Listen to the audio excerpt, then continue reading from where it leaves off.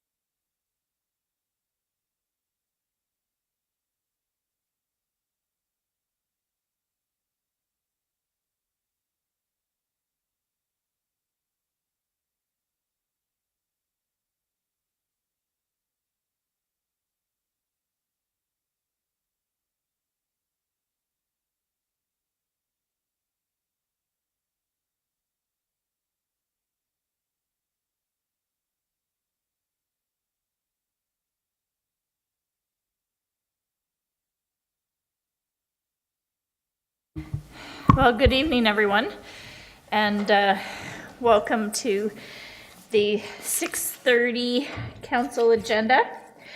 Council, I'll just look for a disclosure of pecuniary interest on tonight's agenda.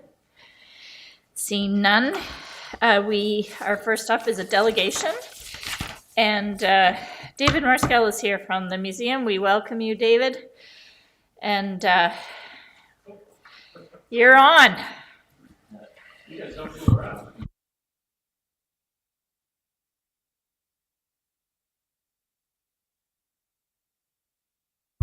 I'm sure that we have nothing to add to that.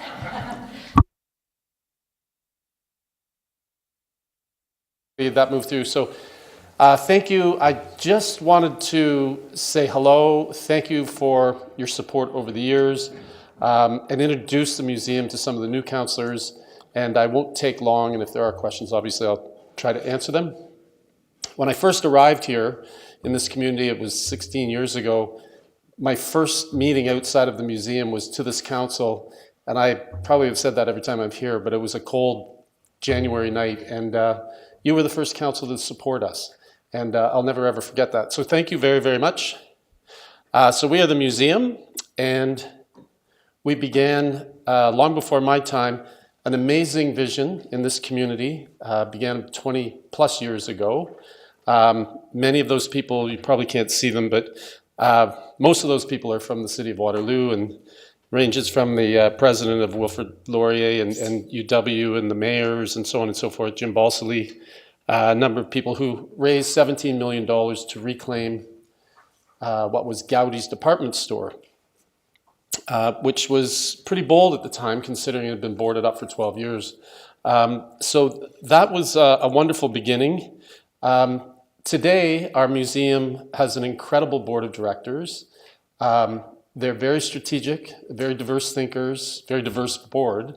They're a unanimous board. There's never a diversive vote. They always work through things to what is best for our future and the museum.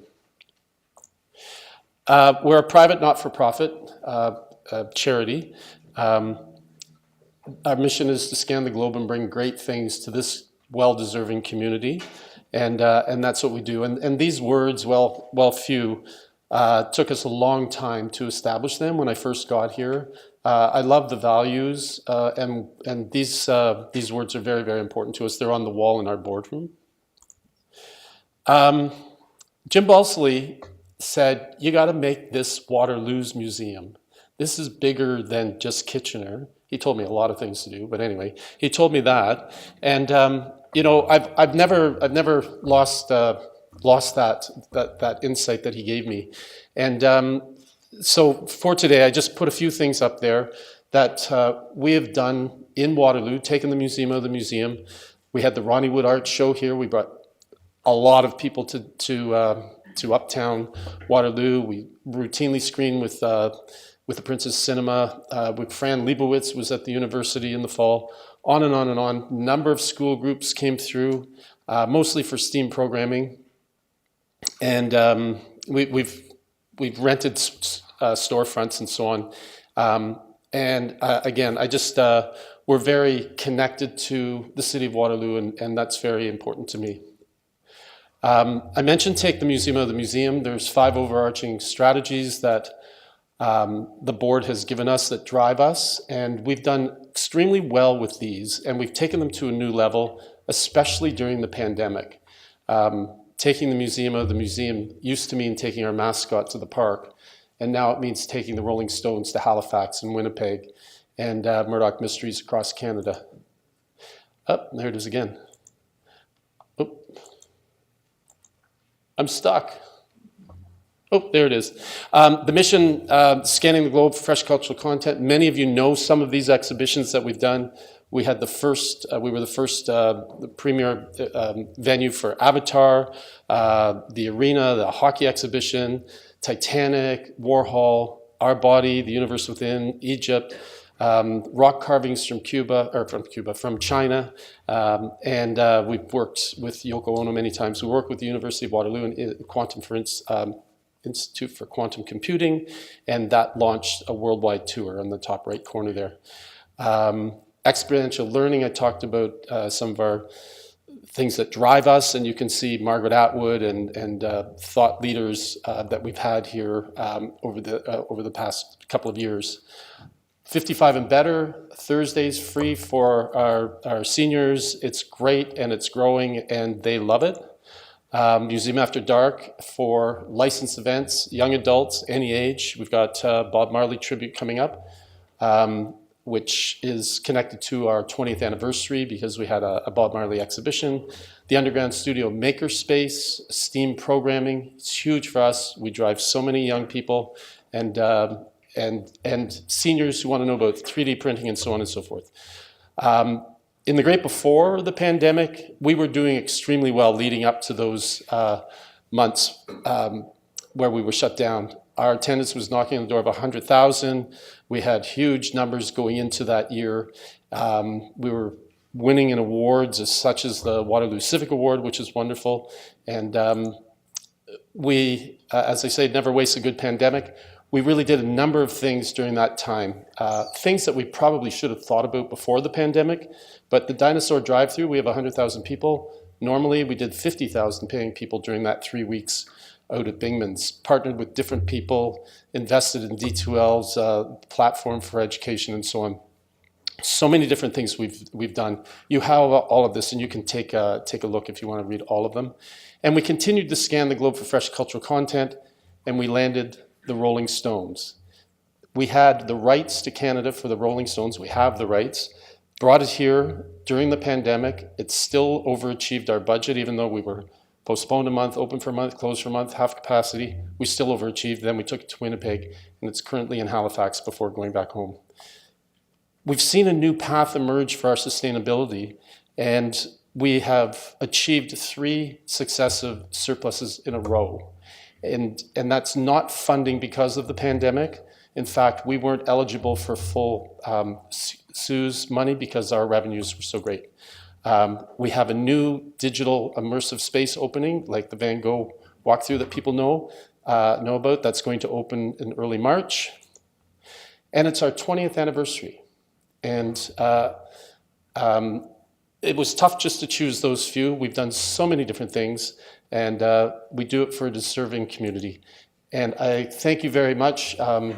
You'll be considering your budget. We'll be receiving the same amount of money we received 5 years ago. If you have any money left over, we're at 10 King Street West. It'd be great to support it. And one thing I jumped over there that I just want to thank the new mayor on, I'm intent on getting free programming for students to come to the museum. We did a pilot project in June, July, September, and October, and we were sold out because it was free. It's a smart thing to do for this community, and we're going to find ways to continue to do it, but we need free busing. On the Grand River Transit, Mayor Dorothy sits on Regional Council and has a voice there and has supported that notion. It won't cannibalize anything. It will only make us a smarter community. Thank you very, very much. Thank you very much, David. It's always great to hear about everything that's happening at the museum, and the Stones exhibit was great fun. And when you had that list up there, I thought, yeah, saw that, did that. Yeah. Council, did you have any questions for David? Now, my talks are normally pretty fulsome and entertaining, so I normally answer all the questions. So I'll just get out of your way. I know you have a busy night. Thank you very much. Thank you. Have a really good evening. Bye. So, next up is the staff reports, and it's the expanded after-hours call center and recommended solutions. Leslie Heptich is here. Leslie, did you have a presentation? Yes, we do. Okay.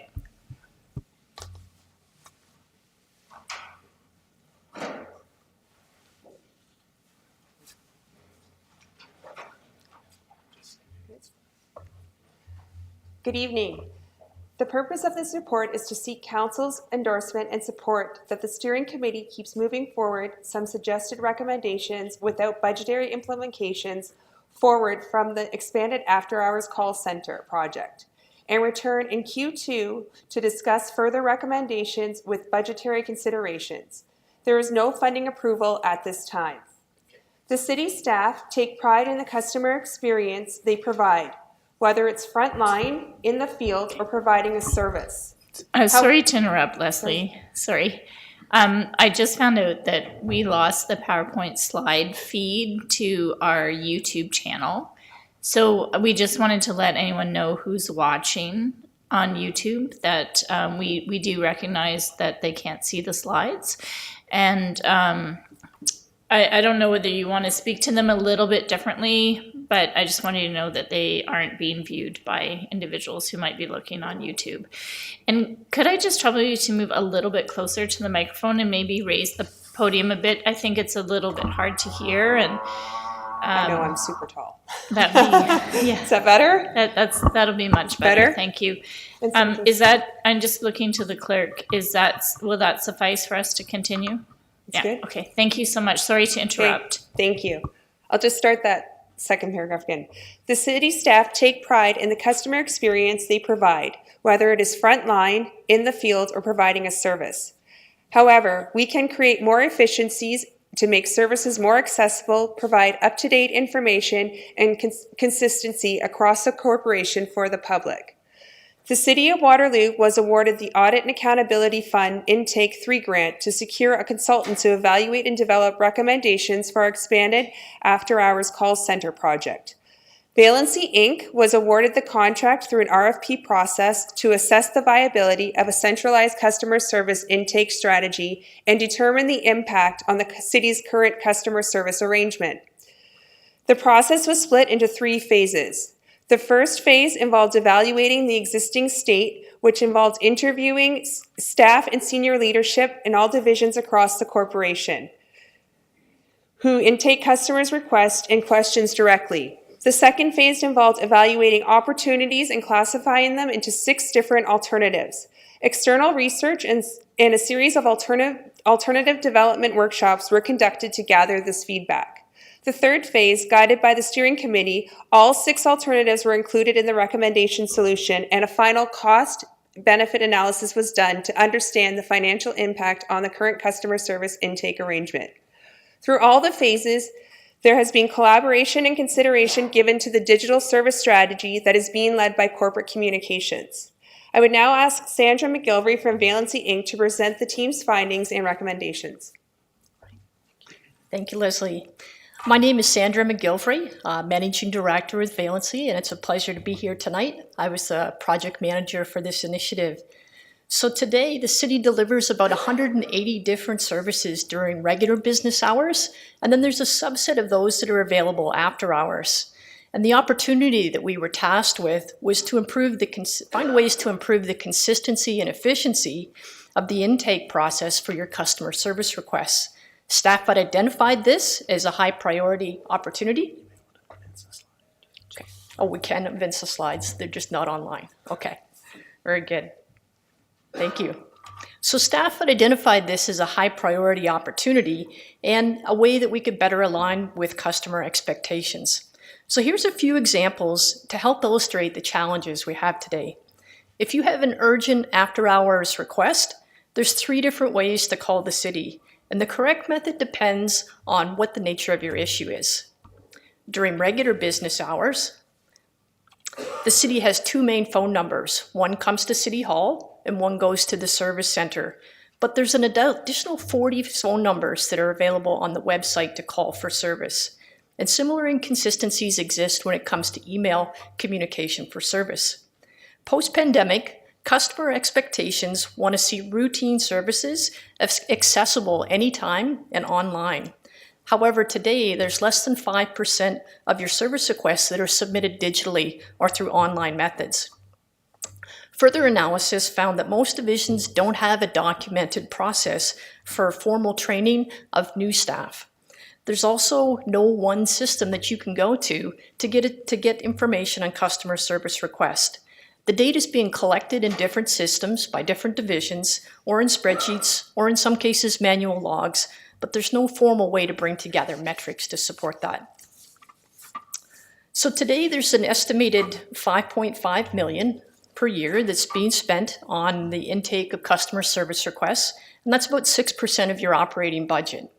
And the primary driver is the time that staff spend on responding to phone calls and to emails. So the bottom line, there's an opportunity here to take advantage of a much more centralized and standardized approach. And today, we really are lagging in the broader public sector. So our analysis also identified 3 very positive factors as we look ahead at potential solutions. The first and most important is your staff. Our finding is that your city staff are fully committed to delivering high quality service, and they're fully aligned with your service excellence guiding principle. Throughout the entire project, staff would openly acknowledge any areas of whether it was lack of consistency or efficiency, and they were actively engaged in prioritizing opportunities for improvement. The second very positive factor is that the city's existing software and technology can be leveraged to make significant progress. The third, we believe, is that the city can leverage the work that municipalities worldwide have done and the fact that they share best practices in customer service standards, as well as lessons learned in how to implement a digital-first customer service strategy. And this will significantly reduce the time and the cost in quickly addressing some of the identified gaps. So with a good understanding of the challenges that exist, we then transition to identifying alternatives and recommendations. And we focus on the foundational steps that were needed to standardize the intake of customer service requests, as well as how to improve efficiency with the adoption of best practices. So let's start with after hours, where we had two specific recommendations. The first, to improve customer experience when we have an urgent after-hours issue that arises, we recommended moving to a centralized after-hours service strategy where all your calls, with the exception of fire, are routed to one call center. The city's after-hours call volume is very low, but they're urgent, and ensuring you have a timely response and a high-quality customer experience is essential. We evaluated multiple alternatives to support this strategy and ultimately recommended the city engage in an established external call center that specializes in Canadian municipal after-hours support. The second recommendation to improve after-hours service is to utilize existing software that's used by fire services to call in staff. This will help to reduce the time required to dispatch city staff and respond to urgent after-hours issues. Customers will benefit from a reduced response time, and your on-call operators will have increased job satisfaction by eliminating the need for many manual calls. So if we circle back to the broader challenge of aligning with today's customer service expectations, there's two recommendations that I would like to highlight tonight. The first is for the city to adopt a digital-first customer service strategy. This means that with every service that you offer, it's reviewed with a lens for ensuring that there is an online option, if feasible, for customers. The primary driver behind this recommendation is addressing that gap in expectations with routine services that should be accessible anytime and online. Now, I am aware that digital customer service topic has come to council in the past, and it may be viewed as a potential negative impact on quality or customer experience. However, in a post-COVID environment, where we've seen worldwide transformation on what exceptional customer service can look like, a lot of that has been driven through the adoption of best practices in digital strategy. It's no longer an optional approach. It's a public sector best practice. In the Government of Canada's 2022 study on their preferences of citizens in accessing services, 44% of Canadians indicated that digital or the website was their main method, up from just 28% in 2018.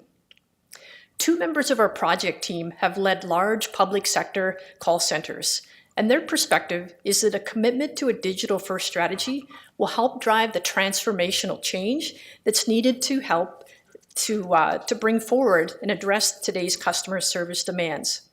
The reality behind this is that you can't digitize an informal process. So this decision would really drive the city to formalize the customer service intake processes, as well as develop clear, documented descriptions of every service.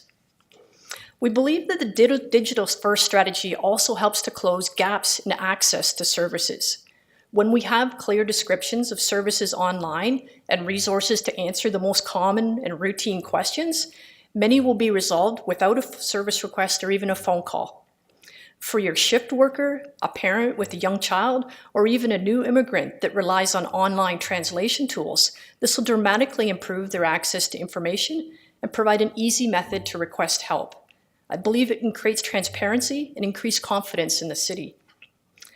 The final point is that a digital-first strategy also becomes critical to create capacity for your frontline staff. If we can get to a point where an increasing number of your routine questions are easily addressed online, the customer is happy and the staff time can be redirected. And most importantly, redirected to those non-routine questions, as well as those customers that need additional support. So to pull all these recommendations together means a transformational organizational change, and focused senior leadership is going to be really, really important. You have a service excellence strategic pillar, but today there's no designated leader who guides the city and ensures that you meet this commitment. The steering committee has staff buy-in, but the greatest barrier your staff identified is the lack of that customer service leader. There's added complexity with a big task ahead to fully implement diversity, equity, and inclusion standards across the city's 180 services. This is business as usual for the broader public sector. For example, neighboring cities including Guelph, Brantford, and Burlington are on the path to transformational change and have added a senior customer service leader reporting to the CAO's office. This makes a strong statement to all stakeholders that the commitment to service excellence starts at the highest levels of the administration. So in closing tonight, I'll share our vision of what service excellence would look like in 3 years' time with these recommendations fully implemented. The first would be that your constituents openly share that they feel heard and the city is more responsive to their needs. The second would be that council receives a regular customer service scorecard that provides transparency and clear measures that are linked back to that service excellence strategic pillar. And the final is that every councillor has an up-to-date dashboard to better understand the specific service requests that are being raised in your ward. Thank you. Thank you very much for your presentation. Somewhere in the middle, the slides got sorted out, so I think that online viewers were able to see some of the slides. But I think the descriptions were quite clear too during your discussion, so thank you. Council, I'm looking to you for questions. Mayor McKay? Thank you. Oops, sorry. Thank you very much. Sorry. Through you, Chair Freeman, still getting used to this, to you. Thank you very much for the presentation and the report that accompanied it. It was an interesting read. One of the questions I had, well, I've got a few questions, but it said in the report that 5% of our customer service requests are digital. And is it that approximately 45% could become digital, or is that the standard, or is that? Yes. And how long do you think it would take to get there? So through you, Chair Freeman, back to Mayor McKay. So the 45% or the 44% that I referenced was at a federal level. That's a number of participants in their surveys that say their preference is to do transactions or service requests online. But if we look to municipalities on a broader scale, those that are leading the charge and that would have 5 years or so under their belt in terms of implementing these practices, they're well in excess of 50%. And they're like trending up and up and up. And it's just about continuing to create capacity, create great tools, and then you've got the ability to be able to respond in person, on phone. So it's not about eliminating channels, but creating the capacity to be able to do that effectively. Okay. Yeah, so I thought it should be, eventually it would be higher than 40. Okay, so thank you for that. And just, were you suggesting that we should have more than like a during the day number and then an after hours number, or you should, like, I'm just thinking of the city of Kitchener. They have like one number you call, and I think you just call it whenever it is, and it's an easy number to remember. And you just, whatever time of day it is, that's the same number. Yes, so right now, during the day, each facility has a different number. City Hall has a different number and the service center has a different number. After hours, they call the same number the service center and they're redirected to our on-call dispatch operator. So we would suggest having one centralized number because for each facility, because even at City Hall, there's multiple numbers. There's like 40 different phone numbers or something we went through and many different options in the phone system. So just having one centralized number for that. Right, but I mean like one centralized number that whether it's daytime or nighttime, you'll call one number and you'll get redirected. Okay, I just want to be clear on that, thanks. And so another question I had, does anyone, I don't know if anyone else, I can pause if other people have questions. It's okay. Finish your questions, Mayor, and then I'll go to everyone else. Okay, sorry, thank you. Because it indicated, obviously, that you're looking for a digital first or a senior leader to lead the customer service. But my question, just thinking about the amount of work that it sounds like it will take to create the website that's going to have a lot of this information online, and then with all the links and that kind of stuff. Was there a consideration for support within the community? I assume the communications department, which would potentially need, like someone, that's a lot of work for someone to have to do. Right. And I don't know if Lee, you want to speak to this a bit more too, but. Yeah, through you, Chair Freeman, to Mayor McCabe. That's actually one of the important points in what we've talked about today, is that we need to collaborate with communications. So the digital strategy that communications is undertaking right now, and I think the two are really lockstep in terms of how we do that. So that's a very good question. I think one of the things that we've seen through this project is that a lot of what we need to do is a one-time. And we're going to have an one-time investment to develop all of the scripts and the list of services. And then at that point, the maintenance really goes down. So we're going to have a big spike of effort. And I think that's going to really be divisional. So we're going to have a divisional effort that's required, because every division has to say, well, what do we do? And how do we document that? What's the process? Okay, now we hand it over. So there will be a spike, and that may need to be I think that likely the best way to handle that is, through some kind of a consulting engagement, and that's why the collaboration with communications, because that, if it is a digital, more of a digital solution, it makes sense to work with that digital strategy. Okay. And if I may, just one other question. Because some of the other municipalities you referenced are further ahead than us, are there templates or like with training and things of that nature that we can tap into, so that spike in effort, like we can use some of the stuff that's already out there, we don't have to duplicate? Absolutely. Okay, good. That's a great, People that's a share great answer. so much. And What's that? They share so much, and you should take advantage of all of it. Right. So, yeah. yeah. Well, municipalities, I think, normally are pretty good about sharing those kind of resources. So yeah, I would hope that would be the case here. Thank you very much. Other questions, Council? Councilor Ravasic. Thanks, through you, Chair Freeman. Okay, so I love what you're saying. I'm a person who loves to talk to somebody over the phone to answer my questions. So I have and I know a lot of people like that as well.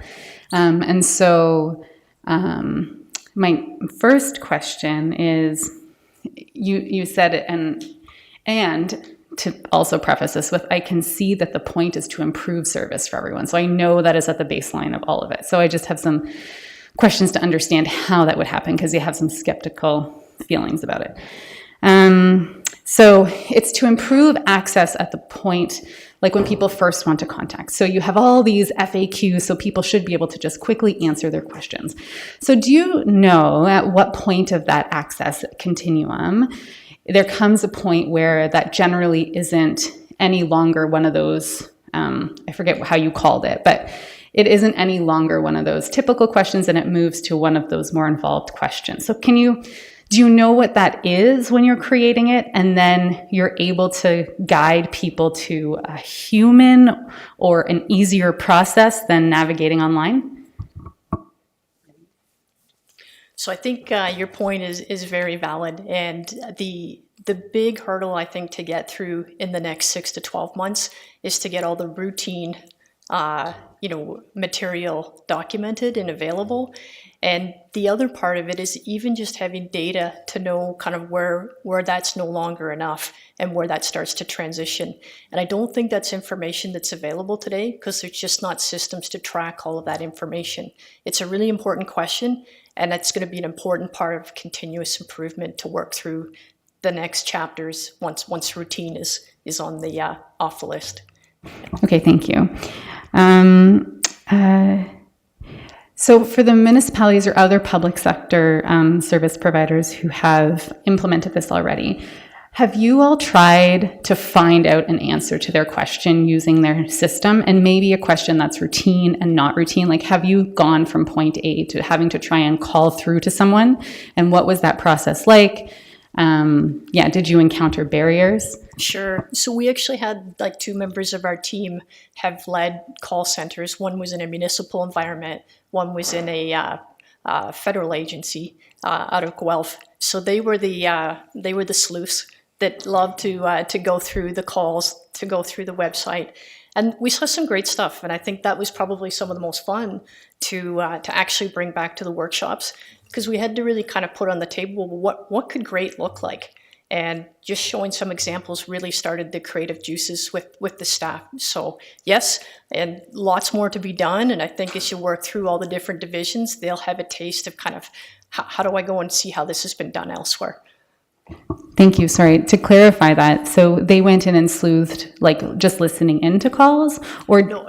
or no, but sometimes you can do that's that. it. So I No. didn't mean in a bad privacy way. Just you can sometimes monitor the calls. Yeah, so if we think about kind of the types of services that the city offers, they would go and take a look at other municipalities that are doing it online, doing it well, understand the steps that they've taken, but also even understanding how their call directory systems are set up. How do they make sure that it's easy to navigate as you're working through, like you don't exactly know the question you have to ask or the department you want to go to. What do those steps look like? And they actually called, or they just reviewed it. Some of the research had to start right here. Okay, all right, thank you. Because I literally just had a really bad experience last week, so I still feel like this is sort of, anyways. I believe this can work. I just want to believe it more. The other question I have about your report is you did talk a little bit about follow-up in people's inquiries. So I'm curious a little bit more about what that would look like, because that's one of the things I hear a lot about as a counselor is that, I'll call the city and then they say they're going to do something about it, but then I just don't. And the issue has resolved because we'll follow up and the issue's resolved, but there's no mechanism for follow-up. So I was just hoping that you could speak a little bit more to that than you did in the report. I can speak to that, Chair Freeman, to Councillor Vasic. So for the follow-up, a large part of it would be that digital intake where it would flow through a process, create a ticket, where the customer would be given a ticket number and they'd be able to check on the status of that ticket to see when it's closed or what is followed up on. Same thing for a call. So if somebody was to call in, right now at the service center, the customer service staff create a service request or what could look like a ticket. So they would still be given that reference number to follow up on, so they would know when the situation has been resolved. That's super. Okay, thank you. Thanks so much for answering my questions. Council, any other questions? Okay, seeing none, thank you. So we have a recommendation before us, and I wanted to know if there's anyone who has interest to move it and second it. Moved by Councillor Vasic, seconded by Mayor McCabe. Is there any further conversation on this that anyone would like to have? Seeing none, all in favor? That's carried unanimously. Thank you. Thank you very much. Staff report 10B, the 2022 municipal election overview. Turning it over to our clerk, Julie.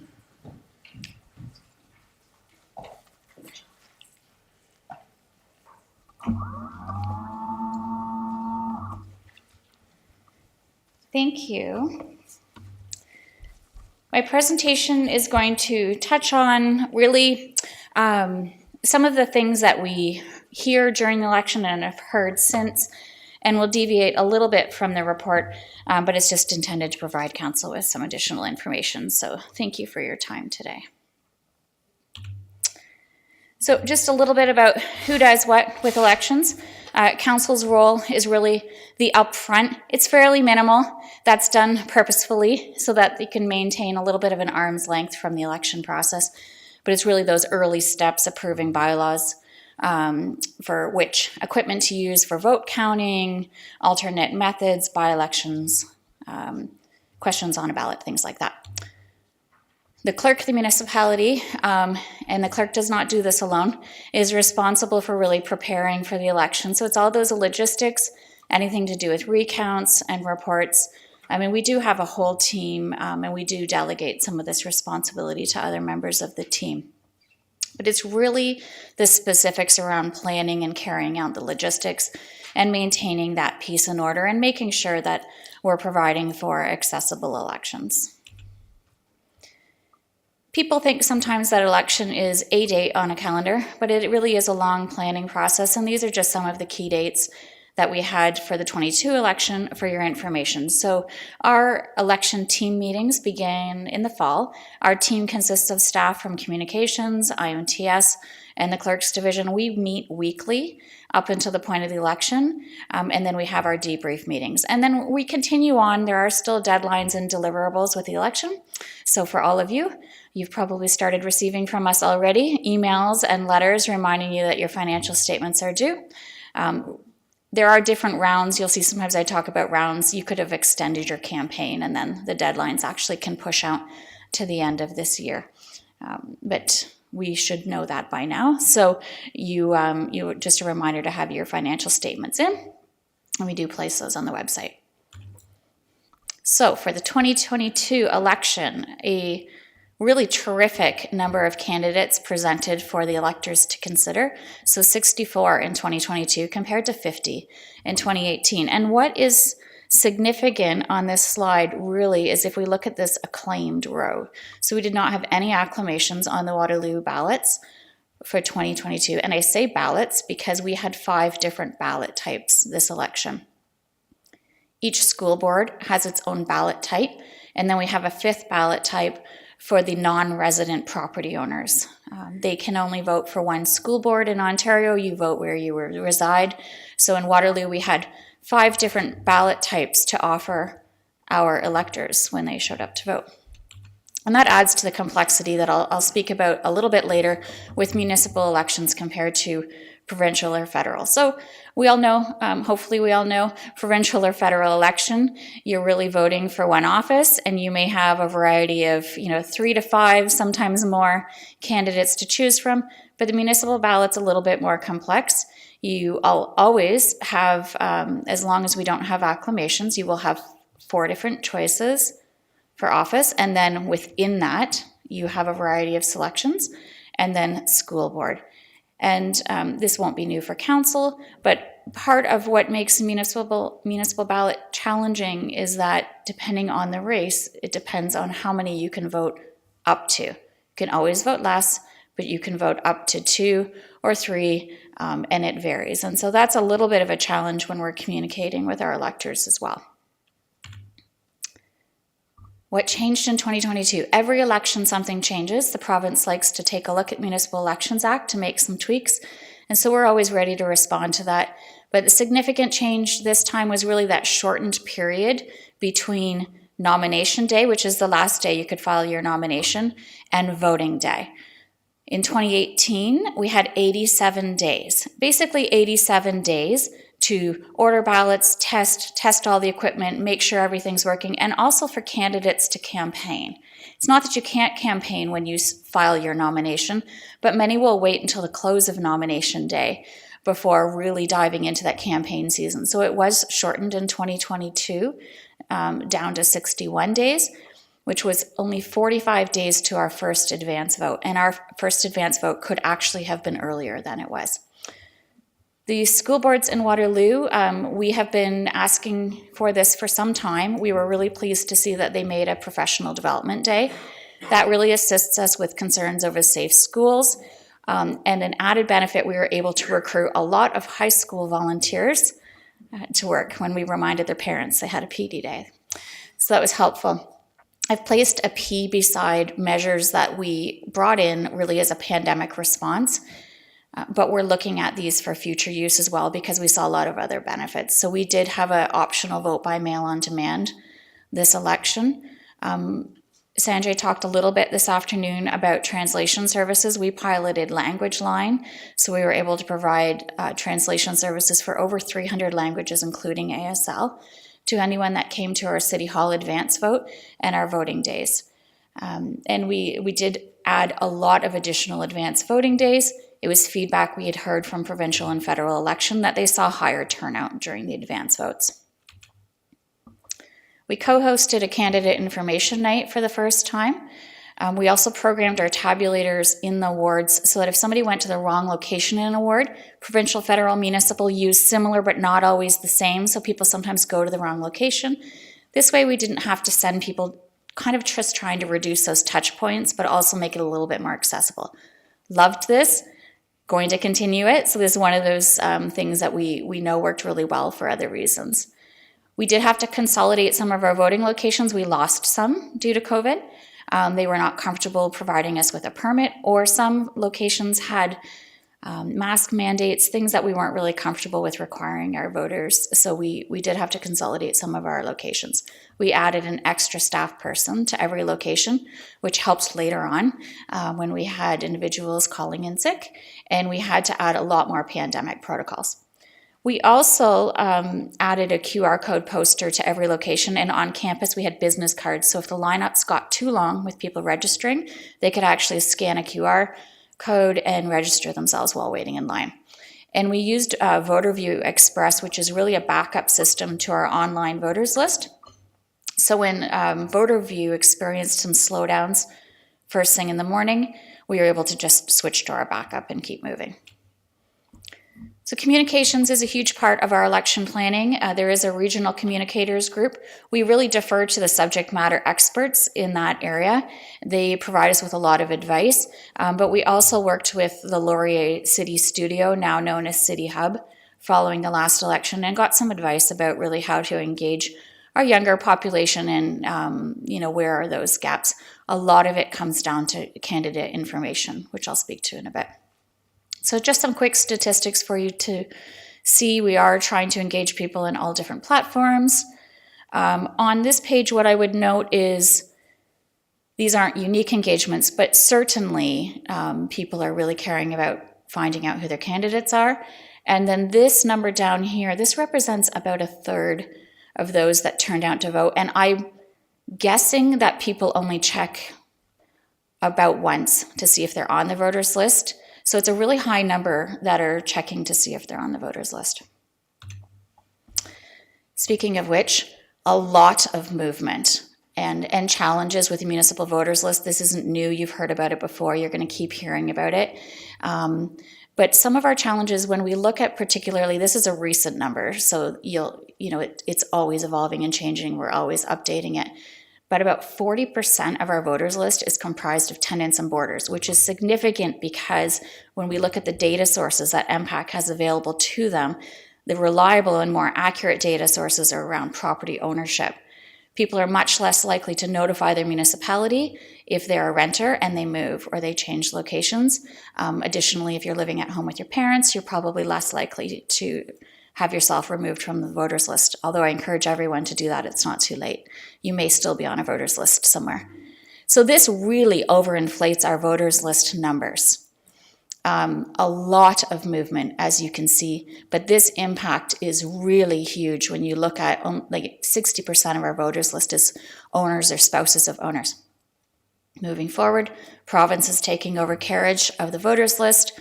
They will have access to data sources that MPAC has not, such as driver's license and photo cards, so hopefully these numbers will start to become more relevant. But our pressures this year, really a lot of it was just related to these shortened windows. We had a lot of complaints this election. You read about it in our local media, which covered it. And we had a lot of pandemic-specific pressures. So even things such as, a day or two before, we found out there was a floor in an institution where we were holding a voting day location that had a COVID outbreak. So we had to have plans in place for these scenarios. We hired a lot of additional staff. We always have about 50 on standby. We bumped that up to 100, and we did go through a lot of those voters leading up to voting day, but not that it did not impact any of our locations, and we were able to have all of our locations fully staffed. We heard, I'm sure you've heard, it's been reported, some people were concerned about lack of candidate information, but in our role, really, we do have some restrictions on that, and so we do provide the candidates' contact information. We do encourage candidates to have some sort of profile available, but we cannot require that. Now, that being said, we will do what we can to help. So if we're aware of debates, we know that there are many great organizations in the community. We know that our local media does a really good job of trying to get surveys out and get information out.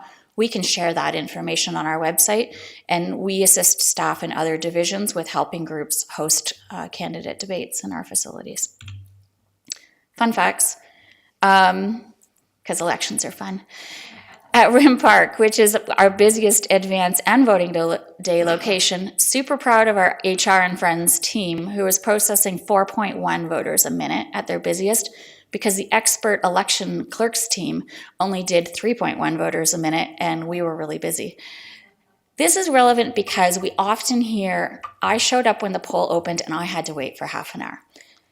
If you show up and you're standing in line with 20 or 100 people before the polls open, you can anticipate waiting a bit before you get to vote, because it does take time to process voters. These are volunteers. This might be the first time they're doing it. It's certainly the first time they've done it in 4 years. Things don't always go quite as quick when a poll first opens. So we do encourage people to, if you're in a hurry, not come in the first half an hour. But in any event, please bring your patience to the polls. A lot of logistics go into election planning. 103,000 ballots are ordered. They're stored in my office for a month and a half so that we have them behind double locks. We do a lot of testing. We order a lot of extra equipment, so if things arrive and it's not working, we won't send a piece of equipment to a voting location unless we've fully tested all of the functionality. So 5 test decks, 7 wards. We have 35 test decks, 15 to 17 different ballot scenarios that we run through. So at a supervote location, each supervote tabulator is having 35 different test decks run through it. In a ward, you have 5 test decks. So a substantial amount of time is spent testing, that logic and accuracy testing, to make sure the ballot is accurate, it has all of the positions on it, and the machines are reading all of those positions the way that we want it to. And we also want to make sure the tabulator is accepting things like blank ballots, because you can have blanks, you can have blank races, you can have it accept a ballot that has an overvote in an area, but and not read that section, but read the rest of it. So a lot of testing, a lot of volunteers at the city, which we really appreciate, and in our community. And in the end, it takes 357 volunteers on voting day alone just to keep it going and to help us with packing up and cleaning up at the end of the day. So everyone's favorite topic, turnout. A lot of factors into turnout. So I talked about voter list accuracy before. Turnout is the number of people that cast a ballot divided by your voters list. If you have a voters list with 40% voters attendance, you can assume there's a potential that your voters list may not be an accurate number. That's going to impact your voter turnout number. And we weren't surprised to see our numbers decline this election, because we saw that with the federal and provincial trend. We know that is partially due to the pandemic. We also hear a lot about voter fatigue. These are not concerns to be minimized, but we were not necessarily surprised. And we do know that our ballot is not necessarily an easy ballot in comparison to provincial and federal. We also hear from voters that they already voted in 2022. They just did it in June. Why do they need to come out again? And so these are all factors that start to play into turnout. So not that we're not going to continue trying, not that we don't want to see that number higher, but we were not surprised this election with the factors that were happening around us, and the fact that we did have a COVID surge in the fall just before voting day. So next steps, as I mentioned, you'll be getting notices and continue to get that. And we're going to be we're really excited to work again with Laurier. It was a really great experience. We love their energy and their fresh perspective. And we're going to work with them really around online voting, because when we look at voter turnout in the region, many municipalities had a 7 to 8% decline. Cambridge didn't. Township of Wilmot didn't. So we want to look at, is online voting a factor in that? I think it's a good planning tool for us to look at that. That's not a decision that your clerk's team is going to make. We're going to bring all that information back to council with pros and cons and have that discussion. We're also waiting on some national standards that we understand are getting closer to being completed, so hopefully in time. And we'll also be starting to procure our equipment for the 2026 election. So that's it for me. Any questions? Thank you. Julie, any questions, Council? Councillor Hammer? Thank you, Julie. Through you, Chair Freeman, to the clerk. Not really just a question, but more a comment. Thank you for the overview. I always find it fascinating, the numbers and the comparisons. I'm really pleased to see that there is an exploration around online voting. It was something I heard loud and clear in a lot of areas in my ward. So I'm glad that we're taking a look at it. Also glad to see that there is a push to, or a move toward, national standards around online voting too. Hopefully that will alleviate some of the concerns that many have about going that method of voting. Thank you for raising it. Mayor McCabe. Yeah, through you, Councillor Freeman, to our clerk. Thank you, to echo Councillor Hanmer. Thank you to you and your staff team for all the work, the time and effort and the thought that went into it. I think from all of our perspectives, it was a successful election. But my question, I was curious about, like, our municipality through the region didn't allow signs on either city or regional property. And I know some other municipalities, Guelph and some others have different, in Cambridge, I think they allowed them on city property. I'm just wondering if you saw a voter turnout difference with signs, not being able to put signs up on city property, you know what I mean? Not the regional roads and that, if you think that contributed at all to the turnout. Through the chair to the mayor, we have not permitted signs on city property. I'm not sure when that bylaw would have changed. It was before my time, so over 20 years. So I wouldn't see that as a factor this election. We did hear anecdotally about the original sign bylaw change, maybe having an impact on just awareness that an election was happening, although it was certainly, there was a lot of other communication about the municipal election. But looking at within the region, Guelph, you noted, does permit signs. They saw actually a larger drop in turnout than we did. So I don't know if that was a direct impact. I do know that some candidates were concerned about the environmental impact of signs. And so even on private property where it was allowed, some candidates just chose to purchase fewer signs. And same with door knockers. And it's really anecdotal that we heard from candidates where they just chose to forego some of those tools really from an environmental impact. But I can't see that personally that there was a direct correlation. If we looked to Guelph, they also saw a decline. I think there were a lot of factors this election. I think a lot of them did relate to pandemic and even sort of the polarization of politics in the last couple of years. But it's something that we will be looking into further as we get ready to plan the next election. Thank you. Thank you. Looking to see if there's any other questions. Okay. Thank you, Julie, very much. So we have one delegation, former colleague, Brian Burke, the Executive Director of the Center for Family Business. Welcome, Brian. You have 10 minutes. I will not take up 10 minutes. Thank you very much for having me. It's nice. It's the first time I've ever been on this side of the table. It's considerably more nerve-wracking than that side of the table, I can tell you that.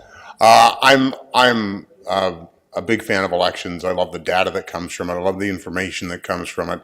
And Julie, I think your staff, and I think I've told you this before, have done an incredible job in making sure that we have elections that are run fairly and run well. But we have a problem, and you've touched on it a little bit, and that's in terms of turnout. I now represent the Center for Family Business in Waterloo. We've been around for 25 years. Our goal is to educate, support, and energize family businesses. And one thing those family businesses have learned is that you need to know what your neighbors want. And that's how they have managed to get started, survive, and thrive over the past quarter century. You have members with as many as 700 employees, some with as few as 2. So we cover a pretty wide range of small businesses in the region. And it is so difficult to draw a line between our turnout has dropped, this is what we did. But there are, I think, a few things that, and I'm sorry, Mayor McCabe, because you're the one who sits on regional council, you're going to have to ride this pony to that table. But I believe that the sign bylaw, the regional sign bylaw, is incredibly punishing for new candidates. incumbents have enough of an advantage at the municipal level. And whenever I've mentioned that, I've been said, well, we don't want signs all over regional roads. Well, there's a happy medium between no signs at all and some signs. But I think it's incredibly unfair to those people who want to get into municipal politics to give an incumbent yet another advantage. Where you may have campaigned, you know this. I'm sure some of you have people you can put signs on now because you have campaigned. That's an incredible advantage. That bylaw needs to be revisited and looked at in terms of how can we make it fair for people to take part in our electoral system. I don't think it has any impact really on turnout, although I believe it does have impact on awareness. We think people know so much. It's a 500-channel universe. It was easier to get information when it was a 3-channel universe. Because I can tell you that I've had people call me when I was on the radio and say, I had no idea there was an election on. And that was in 2018 when signs were allowed. They didn't know there was an election on. So I had a consultant once, and consultants are people who come from far away and wear a suit. We know that. And it's a good joke. But one of the things one told me that stuck with me was people are always between ability and motivation. And when I look at all the work the municipalities have done in terms of people's ability to vote, you've given them all the tools. Now, we can talk about online voting. I personally don't know whether online voting makes a difference, but I do know that if you're a municipality in the region of Waterloo, everyone should be operating the same kind of voting system. Because we live in different places, we cross back and forth. You should be able to vote the same way in Waterloo as you can in Wilmot or you can in Cambridge. Let's all get together. I know it almost sounds like amalgamation, but it's not. It's just everybody working on the same kind of system would be better for everyone who lives here or works here or plays here. That's one step that could be easily taken. The problem is time. Here we are, we saw Julie's timeline. You'll be starting election stuff again relatively soon. If you want to make changes, it has to happen now. It has to happen as soon as possible. Strike a task force. Work with the other municipalities in the region to find a way to bring one system to voters very simply. I know, like I said before, we all think everyone knows everything, but we don't. We are so disconnected. Even with these devices in our pockets and the easiest way to communicate than ever before, we're just not doing it particularly well. And the last thing about this is people need to care to vote. Obviously, if you look at the numbers, they care a little bit more at the federal level. They care a little bit more at the provincial level. And you see that lack of interest at the municipal level. Now, there are ways to fix it. Can I say the words Rim Park? That's not the best way to fix getting people to turn out. We had a fluoride question. That brought about our highest turnout, I think, perhaps in years. There's nothing wrong with asking a question on a ballot. You're not committed to it unless you set the rules that way. Maybe that is something that we can consider. We should ask, perhaps, our voters a question. I don't know what the question is, but if it garners more interest, if it brings more focus to a campaign, that's great. So it's all on you. Sadly, as candidates, we need issues. If you want to see voter turnout, and one of our townships had very good turnout because they had very interesting issues, not necessarily the best situation for incumbents. I get that. I understand that. And I know you want to avoid that, if at all possible. But our focus should be on how do we get more than 20, 25, 30% of people to turn out, because this system dies unless people take part. This system dies unless people care. And representing an organization of people who've worked in our neighborhoods for, in some cases this year, 150 years. We have to survive because people care about us.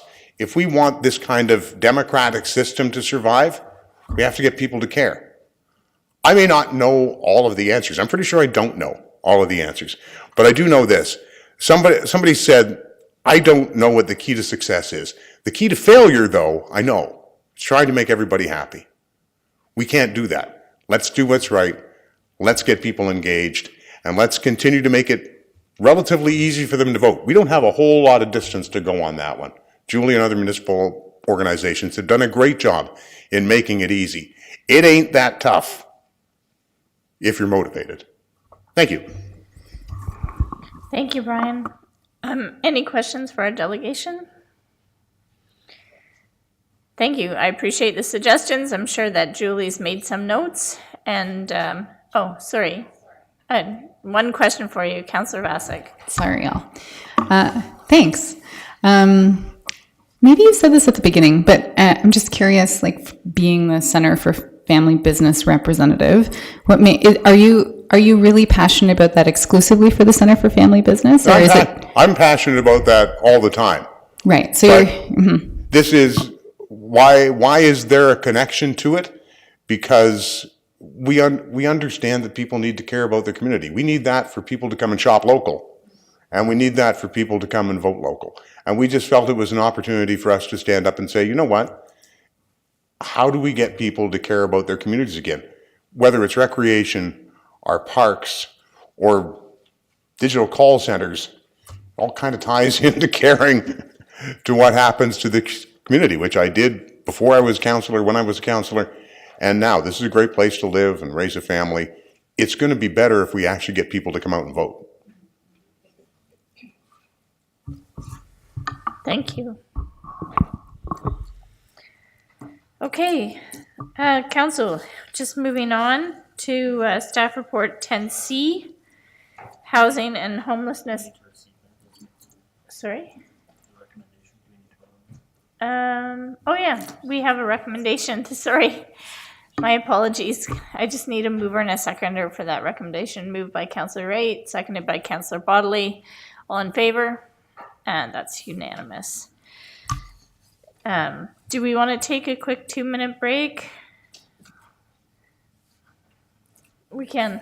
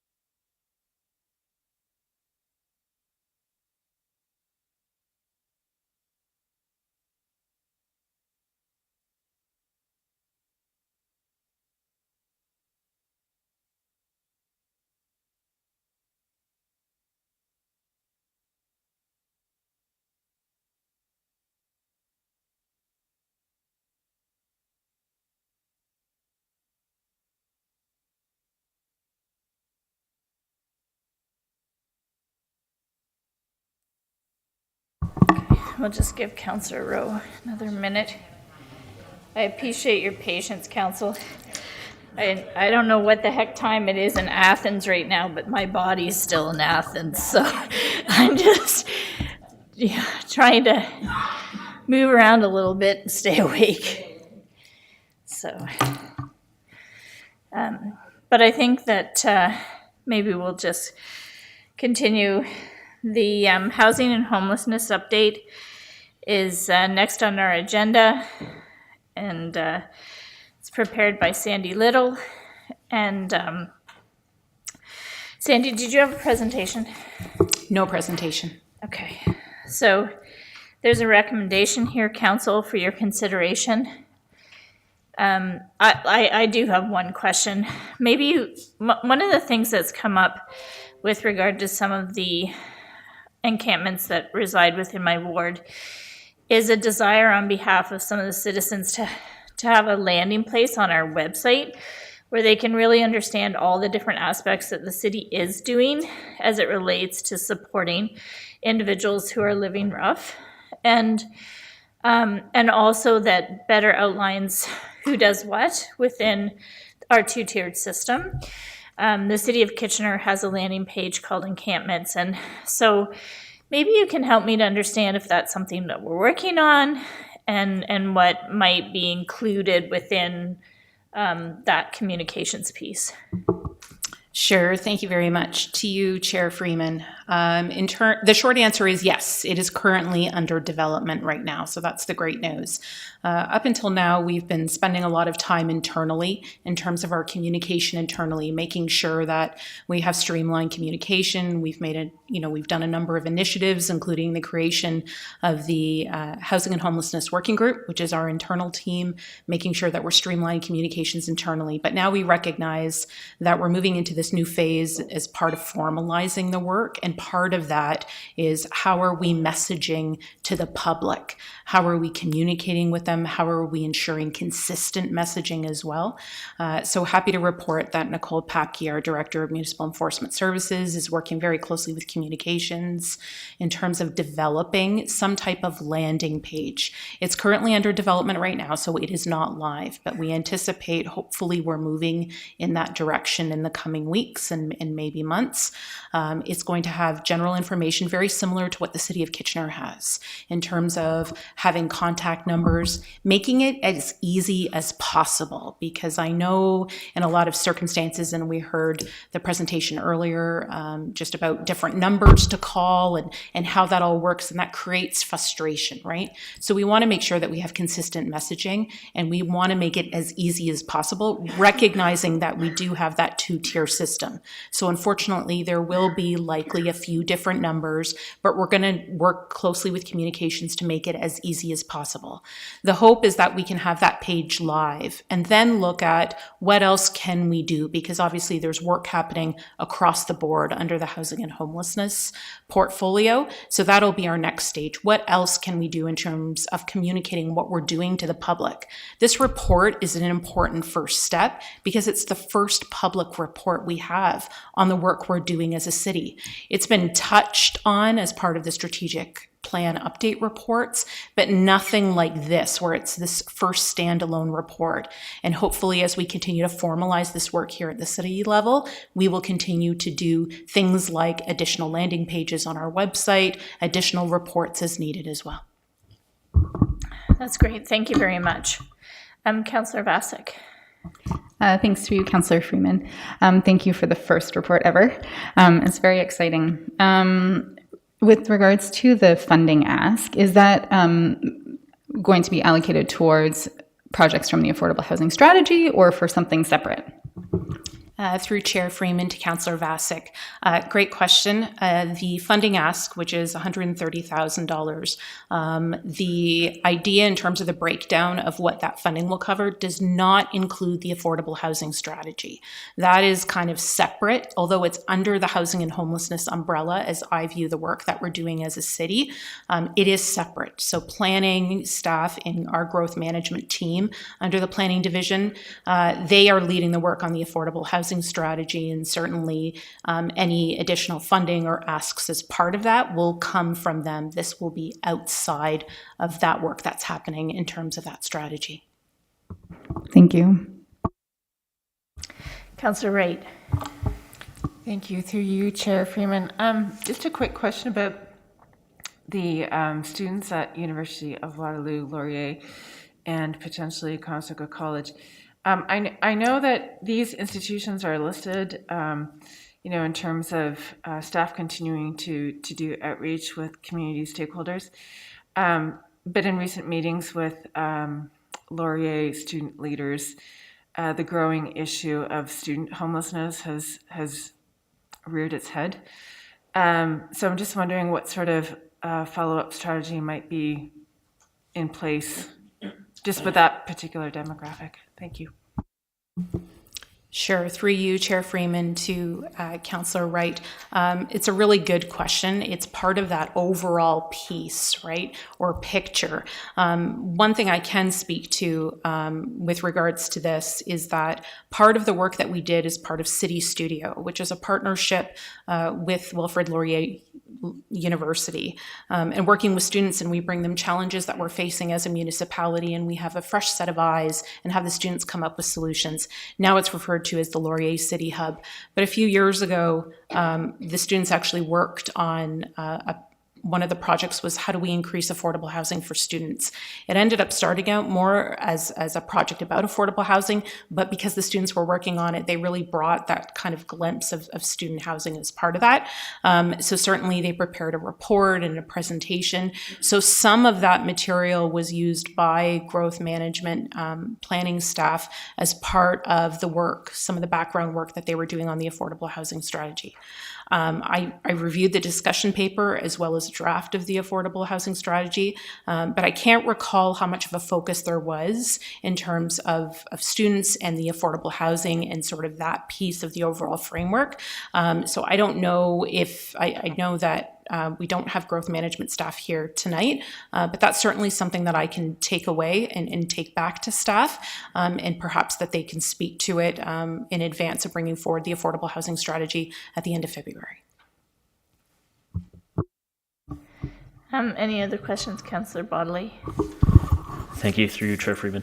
I'm just looking at the funding allocation piece within our document here, and I'm curious if you could maybe elaborate a little bit on the $20,000 for additional patrols and sort of what that looks like, and additional patrols, I guess, to what end? What's the intent there? Sure. Through you, Chair Freeman, to Councillor Bodley. And I guess the first thing I want to say is this is just a proposed breakdown of what we're looking at, right? Because this is fairly new to all of us in terms of having funding to help support this work moving forward. And it's really the starting point. We anticipate this work is not going to get any smaller. It's just going to continue to grow and become more complex. So we're looking to how does this kind of get accommodated as part of the upcoming 3-year budget discussions. But in terms of our proposed breakdown, the $20,000 for patrols, including parks patrols, it's more along the lines of our own park staff doing patrols and some of just the regular work that that they're doing. Sometimes there's areas of interest where we have to increase some parks patrols. In other cases, it's security patrols as well. So this is just kind of our starting point in hopes that these, and for the record, it's not about enforcement. This is not an enforcement piece. This is more about ensuring that people have what they need as part of our human-centered approach. And I know I spoke to that in my report, and we didn't really define that, right? That means kind of different things for different people. But the idea is ensuring well-being of people who are living rough or living in encampments. It's about ensuring that we're making connections with them with street outreach, and it's about as well safety, right? And so we understand that, there's going to be required training as part of these patrols in certain circumstances, but really it's more about just ensuring that there's connections being made. And so if there is the need, if we see an increase in the number of encampments, we understand that number tends to fluctuate. Sometimes we're going to have more people in need, other times we'll have a little less. And as we kind of go through this process and go through this work, it's a learning experience for all of us. So it's a starting point, and to ensure that we're we're having those ongoing relationship building opportunities so that our frontline staff can ensure that we're delivering the type of service that we all strive to do for all members of our community. Thank you. Mayor McCabe. Thank you. Through you, Chair Freeman, to Ms. Little. Thank you again for the report. It's, I think as you've captured in the report and also in your remarks, this is an evolving and while new to municipalities, over the past couple of years, and in a constantly evolving situation. And I commend staff and our community partners like the Working Center and the House of Friendship and some other organizations and the region as well for adapting on the fly to provide as snowstorms arise and as challenges, we're faced with challenges to try and serve people in our community in need. So I really appreciate the human-centered approach that people are taking. I was just wondering if you could give us a sense about how many encampments currently we have in Waterloo and how many individuals are living rough right now. I mean, I know that number can fluctuate, as you said, and just what the capacity is, if you have a sense of the shelter capacity either in Waterloo or across the region. Through you, Chair Freeman, to the mayor. All really great questions, and hopefully I can remember them all. So in terms of the number of encampments that we have currently here in this city of Waterloo, I can't speak to our other area municipalities, including the townships, because this is something that we are all dealing with across the region. It's about a handful right now in terms of active encampments. We call them active encampments from what we can tell in terms of our regular visits with them, and that's what we do. We do have staff, amazing staff here at the city that have really stepped up and added this as part of their current work plans and workloads. And so they go out and they have conversations with residents of these encampments. Sometimes it varies. It's really hard to determine how many people, because I'm sure we're not aware of all of them. Right, let's be honest, there's going to be some that are more hidden. Wintertime, there's snow, there's things that kind of get covered up, and so we find a little bit of more of a peak in the springtime when the snow goes away, although right now there's not much snow. So that number really varies. So it's really important for us to continue these regular visits and working really close with street outreach in terms of ensuring that the residents of these encampments have access to the services that they need.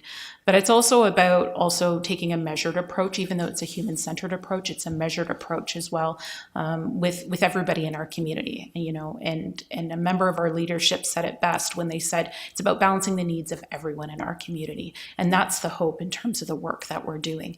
In terms of the number of people across the region, the PIC count and the point in time data count that was done, I believe, back in 2021 indicated over 1,000 people are homeless. I believe over 400 are chronically homeless. It's really hard to come up with the number of people that are living rough or living outside, just because that number just varies so greatly. But as you know, there's a lot of initiatives coming out of the region. The Herbs Road site, which will be opening up and is being operated by the Working Center, that will be opening up in mid-February, offering about up to 50 spots.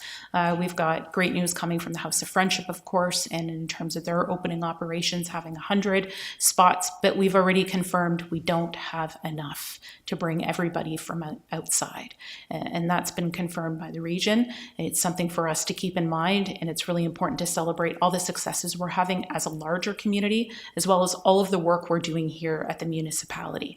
We have to celebrate those successes, but also recognize the fact that there's more work that we need to do across the system as a whole. Right? It's not just a matter of focusing solely on affordable housing. It's a matter of ensuring that we have supportive housing and working with our area municipalities, the region, as well as our strategic partners as well, working with our post-secondary institutions, working with other partners within the community. And so we're tapping into all of that, and that's part of the overall work that we're doing on housing and homelessness. So as much as there's been great work, we know that we have more work to do. We know too that we need to also ensure that we're balancing our business community needs. And so we've added, as noted in the report, economic development staff as part of our ongoing housing and homelessness working group meetings, recognizing that we have some work to do in terms of that and bringing them in as part of the conversation. So it's just indicative of the fact that this work is not getting smaller, it's just going to get bigger. Right. Thank you for that. Yeah, I was going to ask you about what kind of supports we're providing for some of the businesses, particularly the ones in Uptown, in terms of being able to better to manage some of these situations. Through you, Chair, to the Mayor, yeah, it's hard because we're trying to balance the needs of everyone in our community, not just those that are residing in encampments or that are living rough, but overall community needs as well as our business community. So a couple of things that we have done and that we're participating in is we're working closely with the Uptown BIA. They do regular what they call walkabouts, and I've been on a few of them. I've been fortunate to participate, and it's just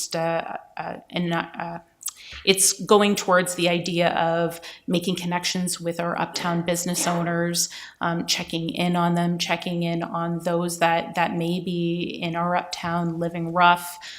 Street outreach is usually with us, and they have really strong relationships with the individuals that may call Uptown home without necessarily having an actual structure. It's also working closely when there are challenges that are raised, trying to address those to the best of our ability. It's not a perfect system. I recognize that, and it's a difficult situation for sure, but ensuring that there's ongoing communication. I know in the past we've worked closely with House of Friendship. There were some issues when they were at the end of Waterloo, and we kind of pulled a group together to try and resolve some of those challenges, trying to work closely with our regional partners, other area municipalities as well. And then lastly, something that worked really well, especially in the early days of when the Working Center moved into their location on University Avenue, was creating the Discovery Team. And it was called the Uptown Discovery Team. And it's having people with lived experience as well as street outreach, basically having a regular route that they go, making connections with people that are living rough, making sure that they have what they need, they're connected to services, they're on the paths list. That's really vital because I think sometimes people assume that with these new initiatives, like the managed encampment site or the Herbs Road site or House of Friendship, that it's just a matter of kind of showing up or someone being forced to go there, and that's not the way it works. It's really vital that street outreach play a part as part of all of this work. They are kind of that connecting piece in terms of the services. The paths list is the prioritized access to housing support, and that's really vital. That's done through Lutherwood and through the region, and it's basically a priority list for those that need a place to live, whether that's at the managed encampment site, whether that's at other locations, whether that's through House of Friendship. So it's all part of this ongoing work. There are no solutions. I wish that this report was full of solutions, but it's an ongoing effort by all city staff, and it's across the board. There are so many city staff that are involved in this work moving forward, and that's going to need to continue as we move forward. Thank you so much. As you said, it's an ongoing and evolving issue, and one that certainly isn't unique just to Waterloo. I think cities across and even smaller towns are experiencing this, certainly across Ontario, if not in other places in Canada. And again, I just appreciate the human-centered approach that staff are taking, and our partners are taking to serve this section of our community. So thank you very much for this information. Yeah, thank you. And I also wanted to thank, there's some extended staff that Sandy's made reference to that have really taken this onto their workload. And I know that they've made themselves very available to me as a counselor when I've had questions. So I'm looking at Nicole, and I just really appreciate everything that her team has been doing. And also Mr. Dykstra's team. So with that, we have a recommendation, Council. Is there someone who can move that recommendation? Moved by Councillor Hanmer, seconded by Councillor Bodley. Any more discussion on this item? All in favor? That's carried unanimously. Thank you very much. And now we're moving into the public meetings portion of this council meeting. So council, we have an informal meeting. And I'm just going to read the introduction to this. This is an informal meeting. Item 11A, Official Plan Amendment Number 43 and Zoning Bylaw Amendment Z 2214, Drew Low Holdings 475 to 485 King Street North. It's an informal meeting to consider this item, and there will be no decisions made tonight. Council and the public are seeing this application for the first time. Council is looking for feedback from interested parties with respect to this application. Tonight's comments will be taken into consideration in developing a staff position on this application, and a staff report will be considered by council during a formal public meeting at a future meeting. All property owners within 120 meters of the subject lands and anyone who signs the registry will receive notice of the formal public meeting.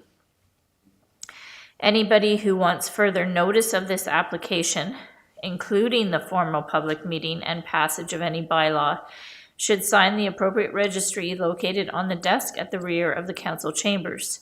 If there is more than one registry, please make sure that you are signing the appropriate one. The planner, Wendy Fisher, will now provide a brief overview of the application. Thank you very much. Good evening, Chair Freeman, Mayor McCabe, councillors, and ladies and gentlemen listening in. The applications being presented tonight for information include Official Plan Amendment 43 and Zoning Bylaw Amendment Z 2214, which apply to 475 and 485 King Street North. The lands are owned by Drew Low Holdings Incorporated, who is represented here tonight by Pierre Chauvin and Stephanie Murdich of MHBC Planning. So the site is generally located on the south side of Conestoga Parkway between King Street North and Weber Street North. They are approximately together making 475 and 485, 6.5 hectares in size, or 16 acres. The lands currently contain a building and surface parking lot that previously was occupied by a hotel known as the Waterloo Inn, or the Inn of Waterloo, as some of us know. In terms of the general area, surrounding area, Grand River Transit runs buses along routes along King Street with some stops located directly adjacent to the property, as well as further to the south. Ion also, the closest Ion station is located to the north at Conestoga Mall, which is approximately a 10-minute walk. And you can see by the image here, Forwell Creek runs or traverses the sort of northeast portion of 485 King Street. In terms of surrounding land uses, to the north we have industrial uses and of course the Conestoga Parkway. To the east we have an office in this particular area, which is headquarters for Manulife. The Forwell Trail, which is a city-owned multi-use trail, as well as a high-rise condominium development in this particular area. To the south of the property, we have a mix of commercial and office uses, as well as a large vacant parcel fronting onto Weber Street. And to the west, we have Sugarbush Park, which is a city-owned forested area that contains a series of walking trails. And to the north and south of Sugarbush Park, of course, is low-rise residential neighborhoods. So within the city's official plan, the lands are split designated. On the west portion, which is the gray piece in front of you, it's designated business employment. And so the official plan really in this case intends for prestige office, advanced industrial technologies, and a restricted amount of service commercial uses. The official plan contemplates a maximum height of 27 meters on this piece. As well, the lands are also designated minor corridor, and that's really intended for medium to medium high densities. On the east portion of the property, which is in the red, the lands are designated corridor commercial. And on these lands, the designation really contemplates automobile-oriented uses. So really, we're talking about retail for large bulky items, wholesale uses, entertainment uses, office, medical, clinics, and restaurants, those types of uses. The official plan contemplates a maximum height of 81 meters. The lands are also designated major corridor, which is planned for medium-high to high densities. A portion of the site is also designated candidate to zone policy area. In this regard, which refers to floodplain, and in this regard, the applicant has completed additional technical assessments that has been reviewed and accepted by the Grand River Conservation Authority. And really what this means is that it frees up a little bit more of development potential for the property. That it will also allow that portion of the floodplain to be redesignated, but it is subject to a number of specific conditions, including works to be done to culvert and channel improvements in the area. And lastly, in terms of the official plan, there are two specific provision areas that apply to the lands. SPA 44 applies to the east portion of the property. And really this is intended to allow for the transition of the lands over time from that auto-oriented use to more of a high-frequency transit use. The SPA in this case allows for various offices with ancillary commercial uses, as well as multiple residential within mixed-use buildings, subject to compatibility with the surrounding uses, as well as adequate amenities. And then finally, SPA 76 speaks to the ability for the property owner to retain any density that may be attributed to lands that are conveyed to the city for walkway or servicing purposes.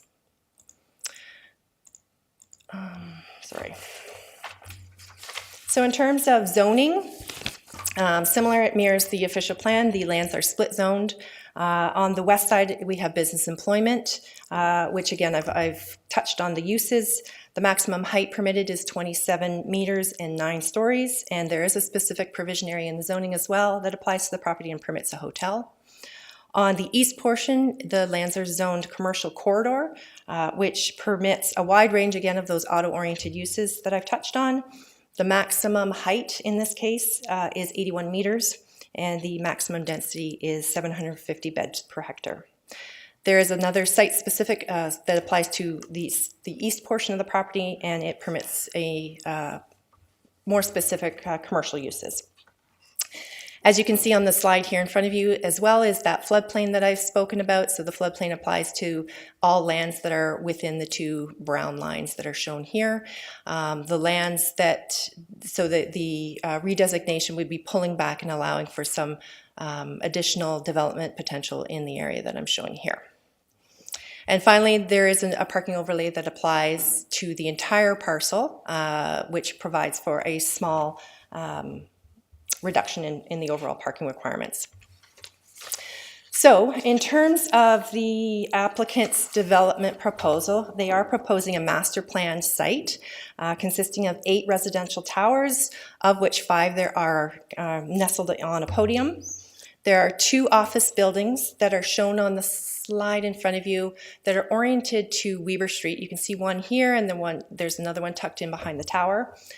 There's one standalone commercial building that's proposed oriented to King Street, shown here, and a number of commercial at grade within buildings, again, close to King Street in this area as well as here. Outdoor and indoor amenity space is also proposed on the rooftop of several of the residential buildings as well as at grade, and there is a shared shared community building sort of nestled closer to the northern boundary. Parking is provided in terms of limited limited surface parking, with the remainder of it accommodated underground or within structures. And there is a new trail proposed along the northern boundary that will connect King Street to Weber Street and allow for the 4-wheel trail to also connect to Sugarbush Park. In terms of the actual uses themselves, there are approximately just over 1,700 residential units that are proposed, of which 96 are townhouse units. The dark blue is showing the apartment units, and then that turquoise color that lining the streets are the townhouses. That accounts for approximately 2,900 bedrooms in total. The residential towers will range from 16 to 28 stories, with the tallest building sort of located along the northern boundaries and sort of internal to the site, providing for an overall density of 488 beds per hectare. There's also, as mentioned, the commercial, which is shown here in orange, that is providing about 4,100 square meters of floor area, and office, which is located fronting again onto Weber Street for about 12,400 square meters. And as I say, a total of 2,500 vehicle parking spaces will be provided, as well as 1,100 bicycle parking spaces. The development is proposed to be phased, starting with Weber Street side to include the 2 office buildings, and the subsequent development will move from west to east towards King Street in 6 phases. Phases 1 to 3 are anticipated to be completed by 2027, and I don't believe a date has been provided for full build-out at this time. So to facilitate this development, the applicant is proposing to amend the official plan by redesignating the lands to mixed-use, high-density residential, modify the floodplain limits, as I've indicated, as well as increasing the building height to 28 stories. As well, there's a corresponding zoning bylaw amendment that's been submitted. It will rezone the lands to residential mixed-use 81 with site-specific provisions, and those include an increase in building height to 89 meters, reducing the first story to 3 meters, reducing the building height for the commercial building to 4 meters, locating those buildings closer to the street, allowing for the underground parking structure to extend into the front yard setback, increasing the floor plates and modifying the tower step-backs above the podium. So staff have begun to review the plans and studies that have been submitted in support of the application, which are listed in front of you. Some of the aspects of the development that we will be focusing on include the employment land conversion. There was an amendment made to the region's official plan, which has been approved by regional council and is before the province right now for final approval. That amendment will need to be enforced in effect before any modifications at the city level to allow the residential on the west portion of the property can occur. Other aspects we'd be concentrating on include the ministry's land use compatibility guidelines, where between the interface of the sensitive uses to the non-sensitive along Schaefer Street, as well looking at the street configuration, proposed parkland and open space, the transportation access relative to cars, but also pedestrians and cyclists, looking at the proposed height and density, as well as parking, urban design, and then phasing as it relates to infrastructure. So in terms of processing next steps, after tonight's public meeting, we will be preparing a summary of the comments and providing that to the applicant, move into resolve any issues as required, and staff will then prepare a report with recommendations for council for their consideration at a formal public meeting to be scheduled at a later date. So this would conclude my presentation, and myself and my colleague, Mr. Voss, is here to answer any questions that you might have. Thank you. Council, questions? I have lots. I'm just looking to see if anyone wants to go first. Okay. So with regard to the land use compatibility, I looked at, the only thing I could find on the supporting documentation was just one section within the planning justification report. So will we be able to get that peer reviewed? It seemed to me that there's a lot of missing pieces, so it doesn't consider changeover of the employment land to other future uses based on what our bylaw allows to happen. I didn't see an evaluation of, this is a pretty large development, and so it could have the potential to create compatibility between existing residential, low density nearby, and so kind of the development on neighboring residential and then development on itself. There seemed to be a lot of missing pieces on the compatibility assessment, and I'm not sure that some of the classifications would necessarily be agreed upon by other consultants. So is that going to be peer reviewed, or can it be peer reviewed? To you, Chair. Yes, to answer your question, it can be peer reviewed. Right now, staff are evaluating the report itself in terms of all of the pieces that you've noted. The compatibility, there was a noise and vibration study that was submitted separate from the compatibility piece that was identified in the planning justification report. We are reviewing that in detail, as well as consulting with the region, who also asked for the land use compatibility study. If at the end of the day the consensus is that it needs to be peer reviewed, then that is an option we can pursue. Okay. You mentioned that with regard to the candidate 2 zone policy area, it requires channel improvements, and I wanted to better understand, are those channel improvements something that would be on their property, or something that would need to happen downstream or upstream? To you, Chair. As I understand it, the channel improvements are along King Street, so within the region's right-of-way. Okay. Because there's certainly, there's quite a history of floodplain management within that area, and the cloisters had historically been flooded. So you mentioned the apartment buildings at 30 Blue Springs, but of course there's a development that's been approved that will bring more density on Blue Springs, and then there was some major improvements made by the city too, and I just want to make sure that I understand how all of that works together. I know there's a requirement to control pre and post flows from the development, but I think I need to better understand that.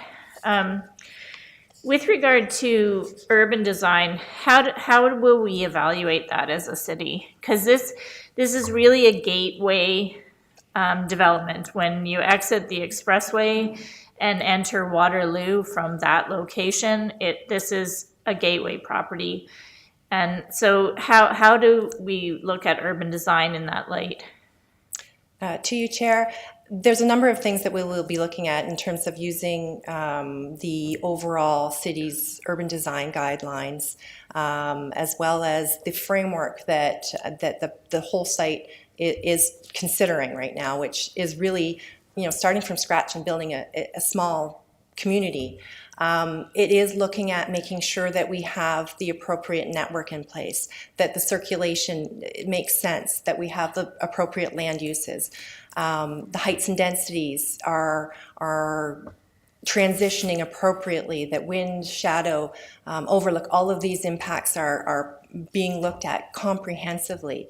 I think the urban design is also taking a look at what the request is, which is for that residential mixed use, and much of what the city's urban design or built form regulations are built within that zone. So ensuring that those pieces or components of the zone are being implemented appropriately, so to allow for good human scale design, eyes on the street, that we have parklands in appropriate locations, that the networks that we're creating are not just internal to the site, but also creating those appropriate connections to off-site locations and making sure that we're really taking advantage of the whole site.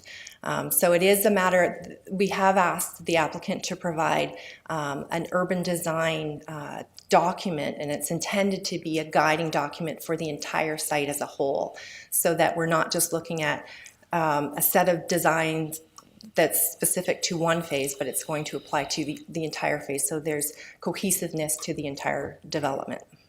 And then this is not the only development that is under consideration in this area. There's a lot of vacant parcels of land here.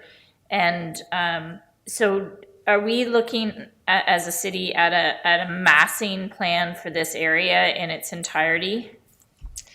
To you, Chair, we recognize that this area is very unique in its location in the city, and that there are a number of applications and interests in this particular area. We are taking a look at the applications collectively and making sure that we are making the appropriate connections, not just on a site-by-site basis, but across the entire area, making sure that we are finding other avenues like urban design and making the connections that are required to look at the entire area. So do we have any tools that we can help the community to better understand what this area of town has the potential to look like based on our existing zoning? Because I feel like this is a really large block within a bunch of other really large blocks. And you know, the Blue Springs property from an elevation perspective is lower. The elevation in this area is going to rise these buildings up. And so visually there'll be a real visual change in that area. And I just think, I'm just asking if there's ways for us to better help the community understand that whole neighborhood as a whole in some kind of 3 dimensions. To you, Chair, it is a great question, and one that I think we'll take back. I know that in-house we have taken a look on our own time and in terms of looking at that area.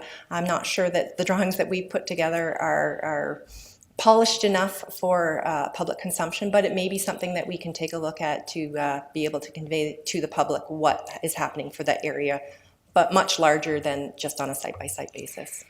And then one of my other questions is related to the Ministry of Transportation corridor. And so basically what we're doing now is we're raising buildings up so that people could essentially reside at the same elevation at which cars and vehicles are emitting contaminants to the air.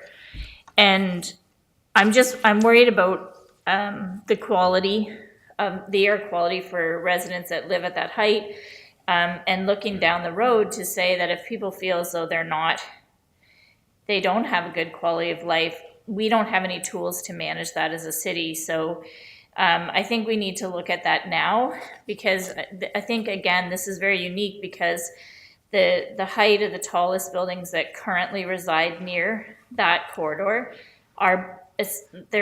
they're essentially either below the height or they're buffered by the Manulife property. And so noise and air quality, air pollution from that corridor, I can envision people having concerns over down the roads. And I think we need to start to look at that. We wouldn't be the first municipality to require that. And similarly, I don't know if there is, whether there's still industry around the area or within 1,000 meters that have tall stacks. Again, where the height of these residential buildings will create a new test for environmental compliance from them. So I'm just hoping we can look at those pieces as we advance this application. Transportation is going to be one that people are going to ask about in terms of the volume of cars.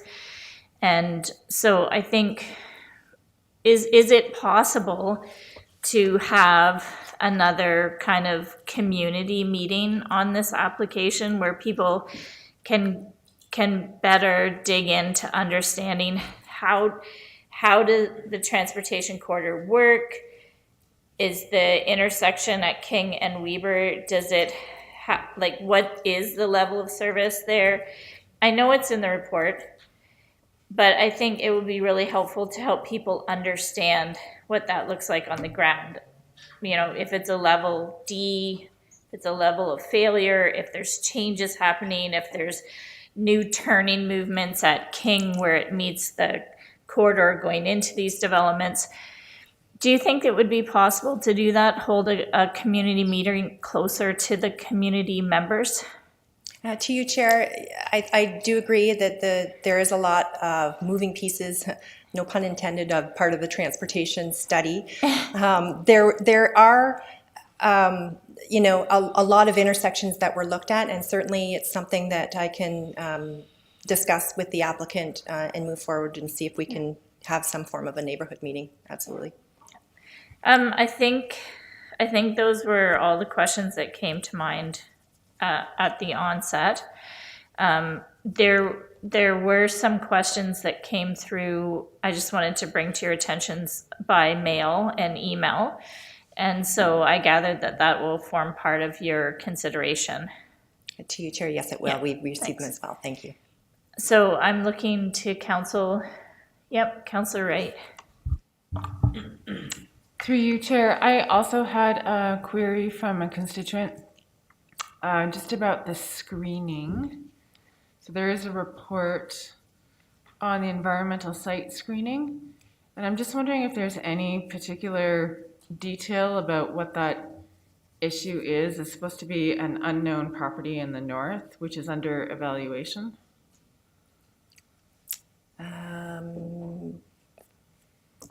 Mr. Voss, I'm not familiar. Through you, Chair, to Councillor Wright, I'm not familiar with that particular inquiry.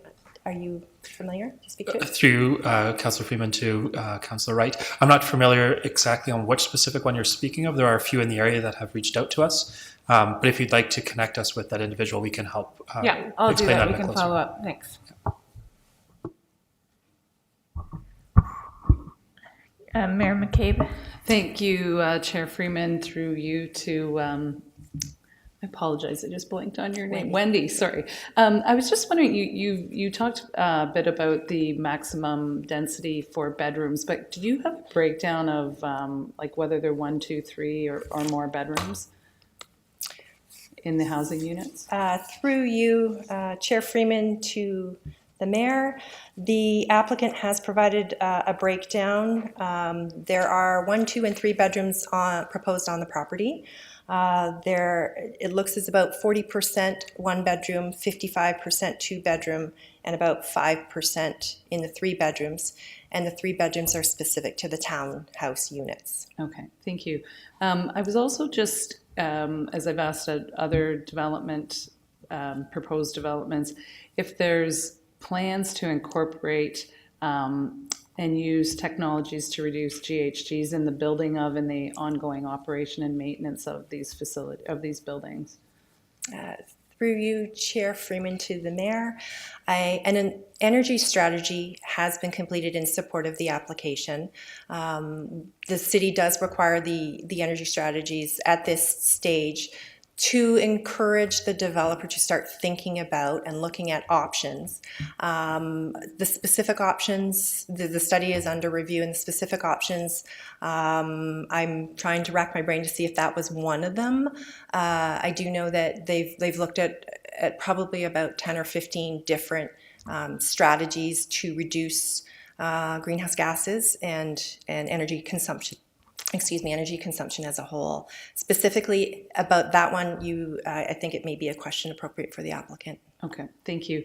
And I'm just curious too about the parking spaces. Like, it seems like a lot of vehicles or a lot of parking spaces for an area where there will be really good access to trails, new trails, existing bike lanes, the LRT that's very close at Conestoga Mall. Is that amount of parking really necessary at a site like that?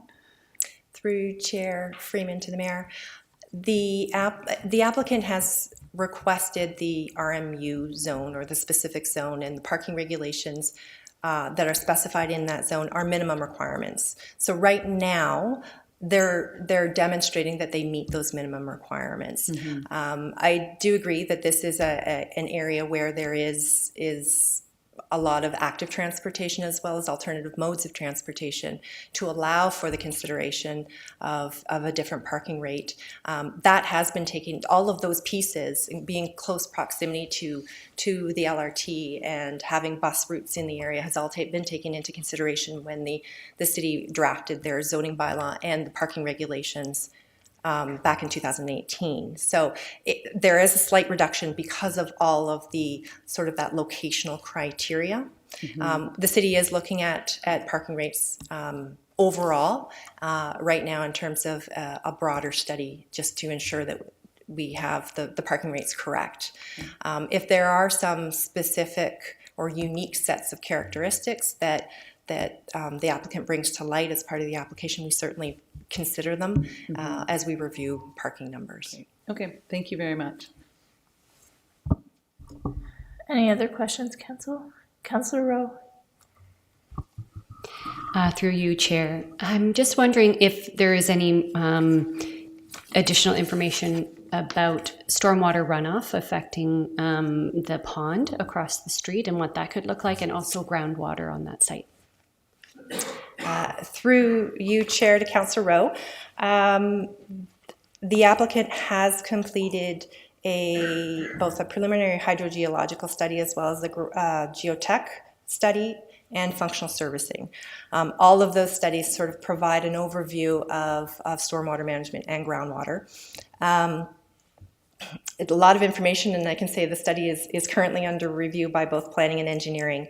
I do know as part of the hydrogeological study, a number of boreholes were placed in the ground with monitoring wells. There is a shallow groundwater, or groundwater is shallow in that particular area, and it does flow from a easterly direction, sort of to a northeasterly direction, so heading towards Borwell Creek. In terms of the actual storm itself, I think Mr. Voss, did you have anything to add to that? Yeah, through you, Councillor Freeman, to Councillor Rowe. The study is still being reviewed. I did talk to our engineering colleagues earlier today just to confirm their understanding of that. And there will be some more technical review to make sure that the numbers match up with our understanding of the systems overall. But a detailed review of the groundwater is an important piece of that to ensure that there's no impacts to other properties around. And the stormwater piece and sanitary sewers, there's bigger capacity issues involved, aside from this, just this development overall. But this plays a significant piece of that big picture that we're looking at. But we'll take a deeper look and get back to you on that one. Thank you. Yeah. Just looking for other questions. Seeing none, thank you, Wendy. I'm just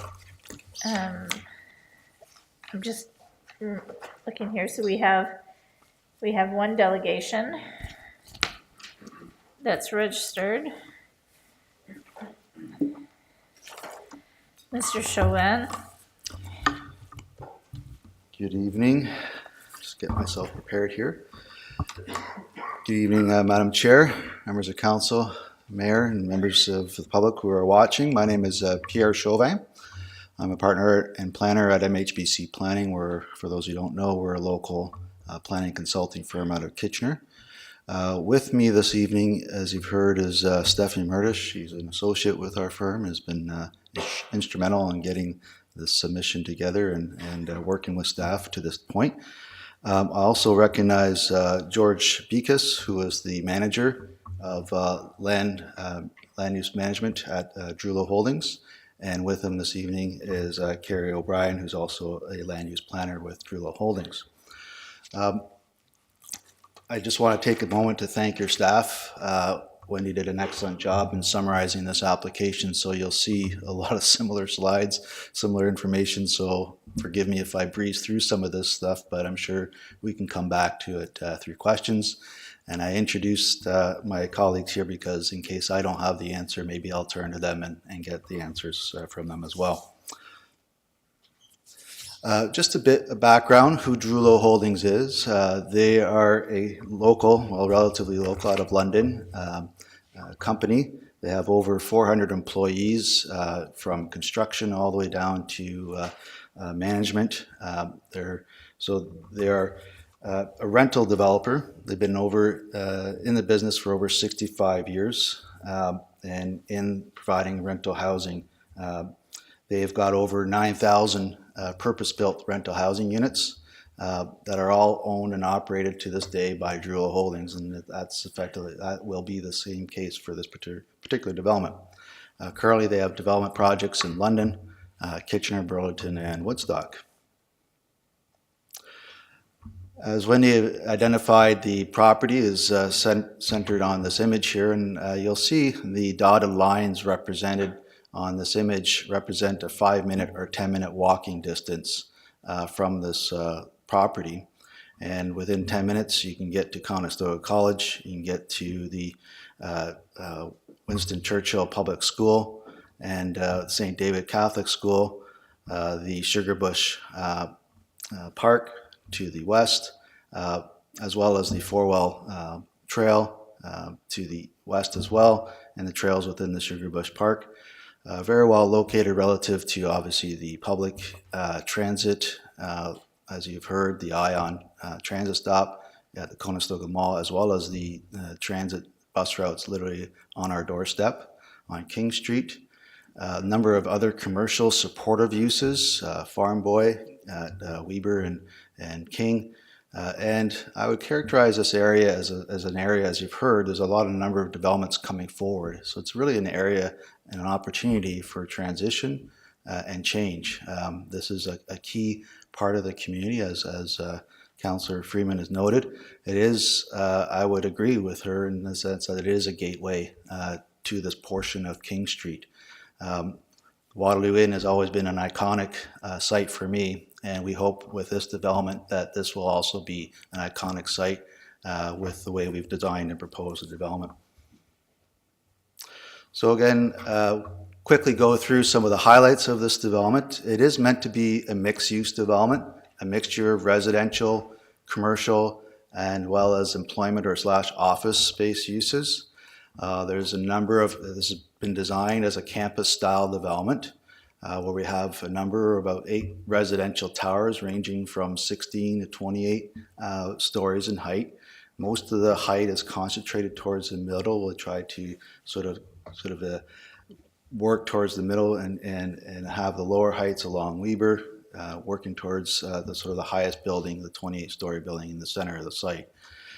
You've heard there's about 1,700 rental units. These will be a mixture of predominantly 1 and 2 bedrooms, but also there will be 3-bedroom units in here in form of some of the townhouse units that will wrap, the intent is that they'll wrap the podium of the apartments in the base to give more of a pedestrian feel within the inner road network, which I'll speak to later in this presentation. There's about 4,800 square meters of commercial space. This is about, for those who deal Imperial, 45,000 square feet of commercial space. And that'll be in the form of a mixed-use building at more towards the King Street service entrance, as well as a standalone commercial building, all oriented towards the King Street frontage.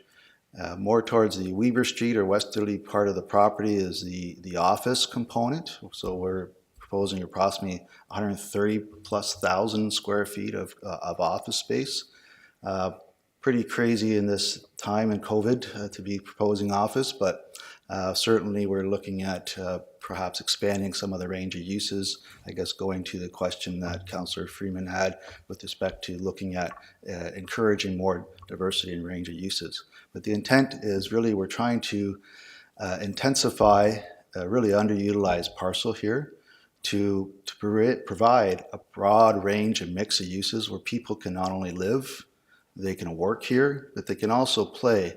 And there's going to be lots of amenity space. There's a number of personal amenity spaces with pool and other amenity features for the various the buildings, as well as outdoor amenity space. You've heard about the Forwell Creek or Trail. Drulo will be dedicating those lands to the city through the site plan approval process to the city to dedicate that trail connection that'll connect along the King Street to the Sugarbush trail system, which is something that I think the community has long wanted for many years. So Drullo has been working for the city already for a number of years on that, and certainly we will be, as they are committed to doing that as part of this development. You heard number of parking spaces. Reality is we do want to provide enough parking spaces for making this marketable and rentable. There is transit for sure in the area, and we will also be encouraging other forms of alternative forms of ridership in terms of bicycling, EV charging stations, car share programs, compact car parking, motorcycle or scooter parking. So there are many aspects to the parking scenario and design. Again, we're still very early in these stages, but again, through the site plan approval process, we will be working through with staff some of those details. And you see at the bottom a number of secure indoor bicycle storage lockers. These are just some of the renderings of the development. The top image are the 6-story commercial buildings facing Weber. This would be internal to the site, a view internal to the site, from Weber. This image is a bird's eye view. You'll see the service road, King Street Service Road. Here's a mixed-use development, the standalone commercial building. As Wendy pointed out, this would be the 28-story, which is only 3 stories higher than what's permitted already in your official plan. And then transitioning down to the lower heights, the 6 stories along Weber. You'll see in this particular image, again, this is looking from the highway and some of the amenities, surface amenities features, but you'll see on some of the podiums there are some outdoor amenity spaces. There'll also be some indoor amenity buildings that'll provide indoor amenity space for all the tenants in this development. This is just an illustration of the range and mix of uses on the site. So the red represents sort of those mixed buildings where there's commercial on the ground floor and residential above. Again, the intent was to try to develop this as a sort of a plaza area whereby people can, the surface parking that would be provided would be for the commercial spaces, and then the underground parking and the podium parking would be for the residential uses. There are the yellow area, the multifamily or apartments are identified in what I will call purple. Some of the townhouses are lining the internal street corridor. Again, the intention, I'll just stop here in terms of this connection between the King Street corridor and Weber, is really to try to create a sort of a modified Main Street, to create more of a pedestrian-friendly environment. We are essentially creating a small community here, and that's what we like to believe is we're creating, as I said earlier, a place for people to live, work, and play. This is really, in essence, a complete community right here wrapped up on this 16 acres. And so we want to create this connection from King and Weber and make it feel and design it such that it is more of a Main Street landscaping, street pedestrian oriented with the street line townhouses, etc., proper lighting, benches, all those types of things that you would recognize and feel as a Main Street environment. Some of the community facilities, as I noted, some of them are standalone buildings here. Some of them are within or on the rooftop of the podiums of the apartment buildings. And some of the things that Drullo has often included are pools, for example, in some of these amenity features. And then lastly, the commercial or employment component these would be standalone commercial uses in yellow. So coming back to some of the design elements that I'd already talked about, again, the connection, the main spine, sort of the internal road. We see connecting King Street Service Road out to Weber as being an important element. And then the various sort of roads that connect to the other elements of the site, the commercial and the residential, trying to orient a lot of the podium structured parking to the rear of these structures and hidden from sort of this public realm along this main arterial road, or well, not an arterial, but main thoroughfare. And Also providing a number of pedestrian connections throughout the site, connecting to not only the internal amenity areas that are going to be spread out through the site, but also connecting to the future four-well trail along the northern property line. As you've heard, we are phasing this. Just recognizing you've got 20 seconds okay, left. I'm almost done here, and I'll skip over these. As you heard, we are phasing this from west to east. So blocks 1, 2, and 3 will be the first phase. There was a question about when the next phases will be. It'll probably be obviously post 2027, probably extending out to 2031, 32 in that range. You've heard about the policy framework and what we're proposing. You heard about when he mentioned the region's process with respect to the regional employment lands. These lands were not identified as a regionally significant employment lands. The lands to the referring to the lands to the western half of the property. And so we anticipate and we hope that the minister will be making a decision very shortly on the new regional official plan, which was adopted by regional council last fall. There are a number, I'm not going to go through this, but we're requesting a number of special provisions with respect to the zoning bylaw, and again, all tailored to the specific design that we're proposing. And as you've seen and heard, we've submitted a number of studies as part of a complete application for this development. We look forward to working with your staff. A lot of these are still being reviewed, as you've heard, and we'll be continuing to respond to the comments that we receive from tonight, as well as throughout the process. These are my conclusions, but I won't belabor that and go through it, but this is in my planning report. But effectively, we certainly believe this is an excellent development that we look forward to see come to fruition, and certainly believe that it meets all the tests and policies with respect to provincial, regional, and local policies. And we certainly look forward to working with your staff as we move forward through the process. So thank you very much, and happy to answer any questions. Thank you for your presentation. So again, just a reminder, Council, that it's informal and only questions of clarification should be asked. Does anyone have any questions for the applicant? Yep, Councillor Rowe, go ahead. Sorry? I have a couple of questions, if that's okay, through you, Chair. Thank you so much for that presentation. I have a couple of questions. You were just mentioning that the timeline we could be looking at 2031 or 2032. And in terms of the trail, how does that fit into your timeline? Is that something that's going to work through the process, or is that something that comes at the end? Yeah. Through you, Madam Chair, this is a great question. Certainly something we want to do early in the process and as soon as possible. There are some things that we are doing in terms of a record of site condition. You've heard of some contamination or potential contamination. We're working on that. And certainly before we convey any land to the city, we want to make sure it's clean. So we are doing some of that work.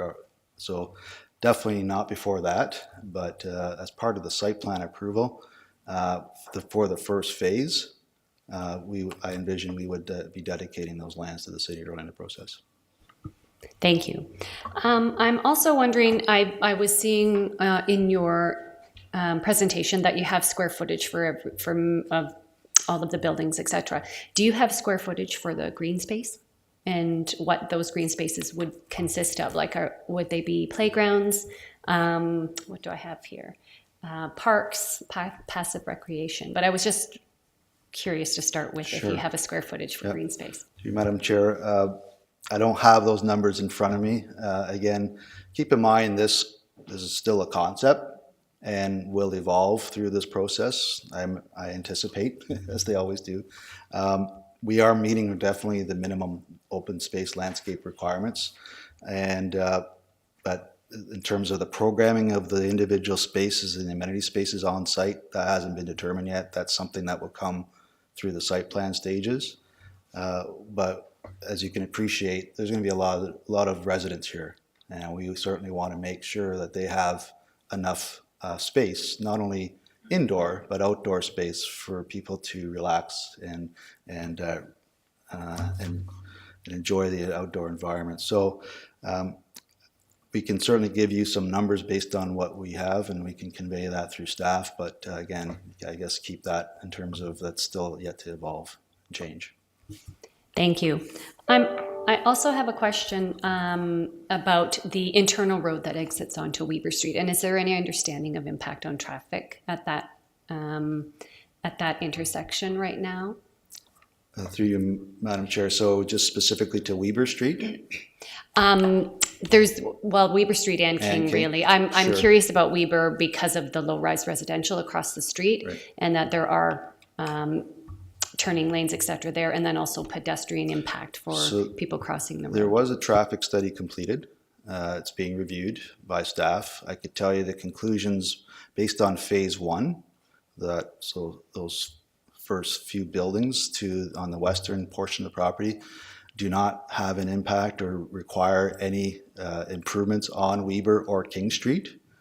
There may be additional storage internal to the site, storage length for left turn lanes exiting the site required.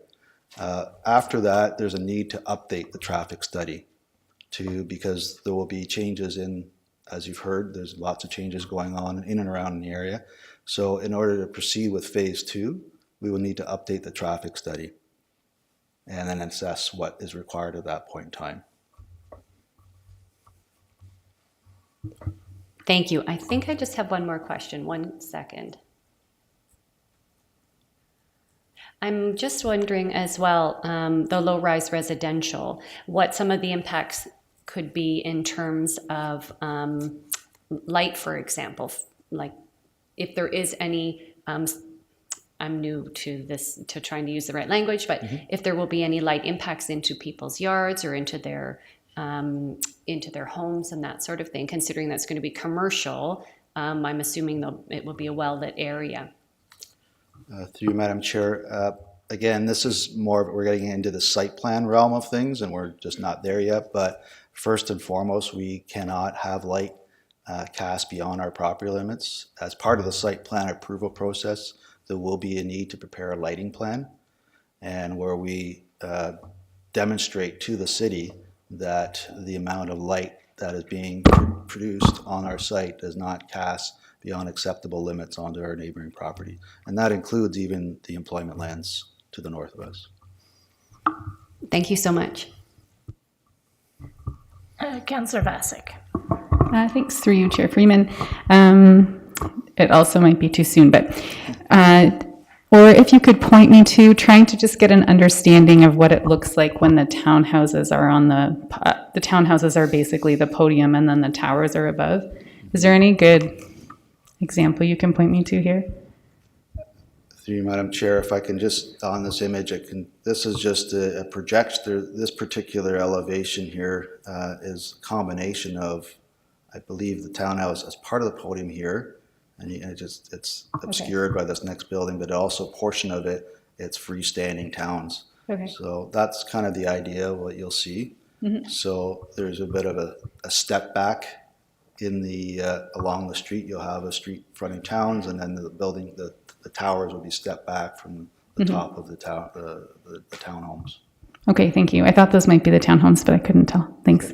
The second thing is you called the Waterloo Inn an iconic site, and then Wendy, before you called it the Waterloo Inn or the Inn of Waterloo for some people who know that. So both of those things together, plus recently it was like home to people who are living rough. So my question is, are there any heritage considerations from the Waterloo Inn or Inn of Waterloo, I mean, as an iconic site?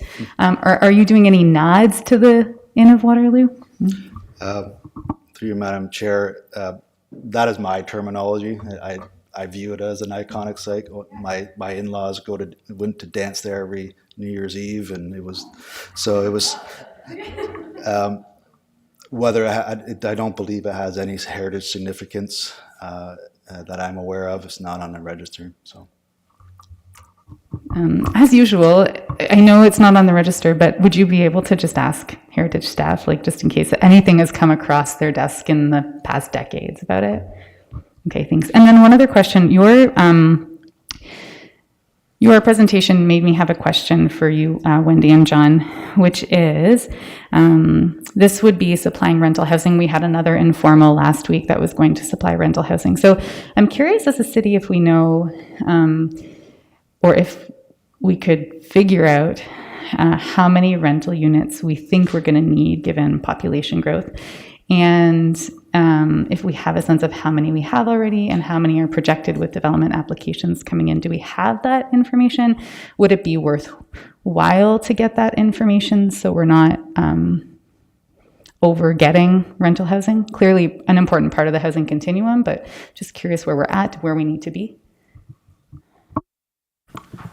Through Councillor Freeman to Councillor Vasek, we can get that information, don't have it today obviously, but our growth management team will have data on that, and we can provide that as well as some information about what is affordable and all these other factors. We do have access to some of that information if that helps you. Okay. Thank you. Any other questions for the applicant? Councillor Roach. Through you, Chair. Councillor Vasek, you just reminded me about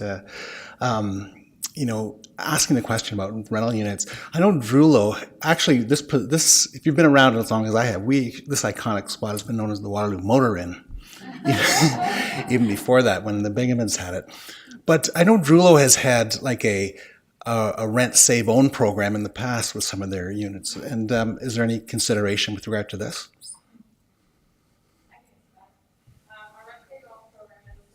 Sorry, I just need you to use, it's just for folks that are listening online, I just need you to use the microphone. Thank you. This is Carrie O'Brien. Yeah. So our Rent Save Own program is in association with our builder group Ironstone. So what that offers is tenants who have been with us for a certain amount of time are offered a discount to purchase a new home. So that program is still in existence and would be available to residents in this building, but it doesn't necessarily equate to them owning the units in this building if there was confusion on that. Great, thank you very much. Any other questions, Council? Councillor Bodley. Thank you. Sorry, and this is probably it is a question to staff, but it emerged from the conversations that we've had here. Has there been conversations with our a lot of discussion here tonight about the trail connecting the four-wheel trail into the Sugar Bush Trail? Has there been conversations about how I can see that there's a signalized crossing to get across King Street to the four-wheel trail from here, but not so on Weber Street where this is showing as coming out? Have there been conversations about how folks would get from the Sugar Bush Trail across into this trail in a safe manner, given that it's the distance away from any sort of signalized intersection is pretty significant? Through you, Chair, to Councillor Bodley. Not at this stage, but it is certainly on our list of things to do, along with just pedestrians. The school board is also interested in having conversations with both city staff and the region and the applicant to discuss how school kids will cross both Weber and King. Great, thank you. Any other questions? Okay. Councillor Wright. Thank you. Through you, Chair. I just have a question about that north section of the development close to Four-Well Creek. Because it's in that special two policy zone area and the fringe of the floodplain there, are there flood defenses planned specifically for those buildings? I noted in the hydrological report that it talks about maybe only having one basement floor in that zone. So I'm just wondering if you could speak to that. Through you, Madam Chair. So the study identified it's a two-zone floodplain. So the study effectively reduced the floodplain to just off the site.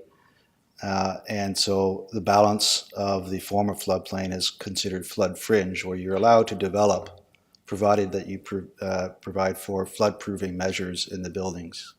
So again, ensuring also that there's safe access into the buildings that are outside of the floodplain.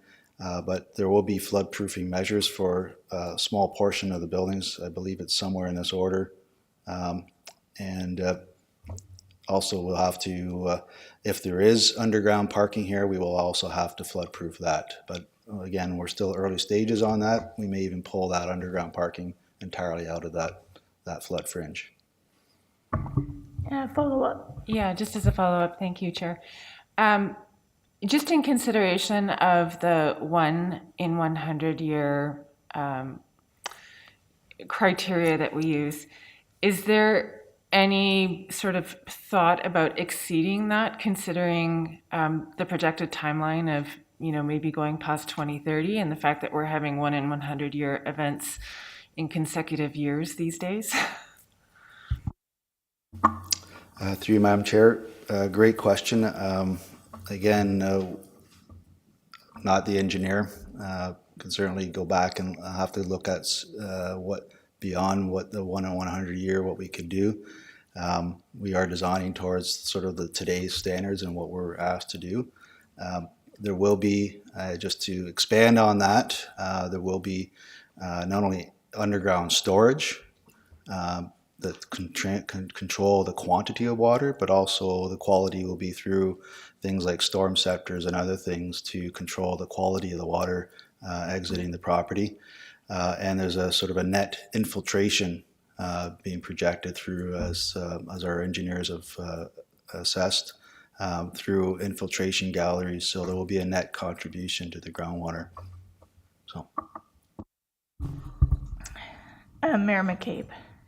Thank you. Through you, Chair Freeman, just a clarification question. In one of the slides where you had highlighted the different colors of the different buildings, you made reference to, thank you, that one, multifamily residential. Those are 1 and 2 bedroom units though, right? Is that what we consider multifamily? Through you, Madam Chair, I personally probably wouldn't consider 1 and 2 bedrooms a multifamily, no. What I was referring to is perhaps, and that was a slip of the tongue, is really the 3 bedrooms, and which are primarily in those townhouses. So those would be your sort of middle, you've heard the term missing middle type of housing. Certainly 2 bedrooms possible, but so maybe they're just miscolored. Is that what? No, the buildings that are 1 and 2 are the purple.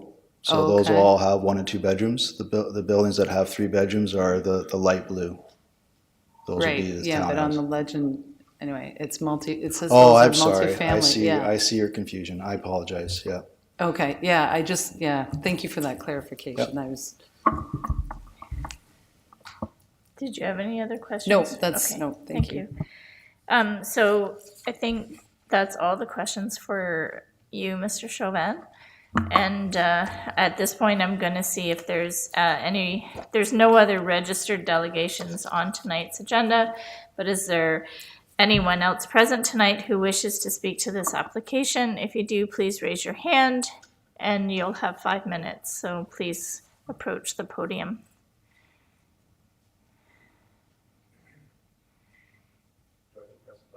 Yep, and if you could just state your name and your municipality of residence, please. Yes, thank you. My name is Dev Handa. I'm a resident of Waterloo. I'm one of the owners of single-family houses that back onto Sugarbush Park. I'm representing a number of Parkwood Court has 2 circles. We're the lower circle, the one closest to Weber. There's been an ongoing problem for over a decade with the traffic on Blythewood, and Milford's affected by that because traffic is redirected to Milford, so it's sort of both of those things. Weber Street and King Street are 2 regional roads that appear to be perpendicular to one another, but are in fact both north-south access. There is no real east-west access to this site, and although the driveway onto Weber is not directly aligned with Blythewood, it's very easy to imagine that people will access the university lands, the employment in the back of the university through that neighborhood. Some number of years ago, the city of Waterloo did some traffic calming on Blythewood, and it's ineffective. There's a no left turn restriction from Weber Street into Blythewood. It's periodically enforced. And I sit there and count cars and stare at license plates. And a guy even stopped the other day and said, oh, I had no idea it was a low left turn, but it's the same vehicles. You recognize some of the same vehicles. I'm not sure why when the roads were, when Weber Street was redesigned, I had gone to the public hearings and asked for something more concrete, literally maybe a concrete barrier to prevent the left turn. So the prospect of some sort of pedestrian, some traffic signal, certainly once there's school-aged children going to Winston Churchill. And I'm right. Obviously, if this is phased, the two employment buildings on the Weber side don't present a problem unto themselves. But something's got to be done. I haven't heard much reference, and I'm sorry I haven't gone through in detail through the proposal, through the materials, but I was hoping to hear that spoken to a little bit more tonight. So that's a concern, and I've spoken to polled people on Blythewood as well, and they're just sort of resigned to an accident happening there and a fatality or something. During the construction this summer, we literally gave up on leaving our house. We turned right onto Blythewood out of Parkwood Court to go towards Hazel, and the traffic was backed halfway to Weber. We did a U-turn and went back around. It turns out we tried to go through High Street, and so we're now putting our traffic onto other residential streets that really aren't intended for that. And then we gave up and came home. Again, it's the central problem there is no east-west access to that site. This came up a number of years ago when Loblaws was trying to put a supercenter in behind what used to be Conestoga College building. And again, it looks like two regional roads, one east-west and one north-south, but they're both north-south.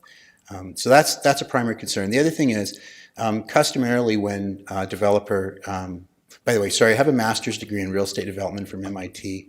I used to be in the business. I'm sensitive. I think it's a nice looking site plan. I commend you on that. I do question why the sort of the additional density. Normally when you have a density bonus offered by a city, there's a negotiation for public amenity, and I'd like to know what's coming that way. The 3 extra stories from 25 to 28. What's in it for the community? What's in it for the city? And why is it absolutely necessary? Why not 36 stories? I mean, who picks 28 versus 25? Like, is it because it was 25, we're just going to aim higher? We'll just go ask for more because probably we'll get it? Like, what's the rationale for that? So I think that's it. Mainly the traffic and the density. Thank you very much for your time.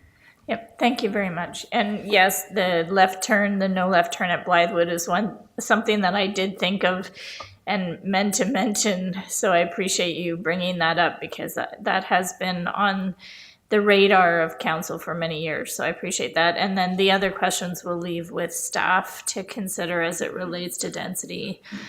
With the changing legislation in Ontario, I'm not sure if we're allowed to bonus for density anymore. So we'll see where that goes. Okay. I mean, I haven't heard a rationale for why the extra 3 stories on those buildings. So it would be nice to have that addressed at some point. And maybe it's in all the materials. I would apologize for not having seen it. It's a great question. Thank you. Thank you very much. Thank you very much.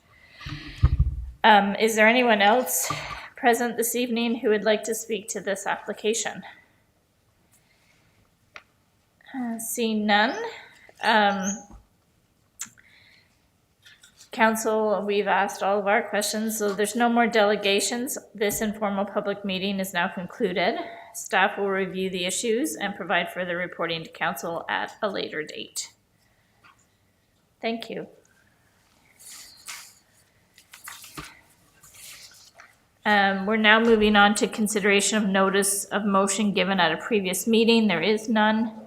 Notice of motion, there's none. Communications and correspondence, none. Unfinished business, none. Any questions, council? Seeing none. Any new business?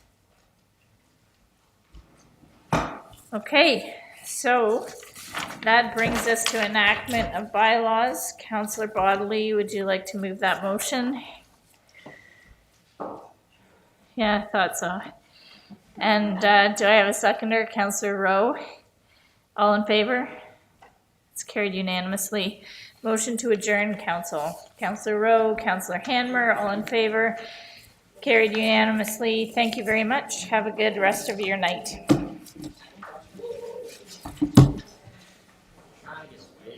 No, I'm just gonna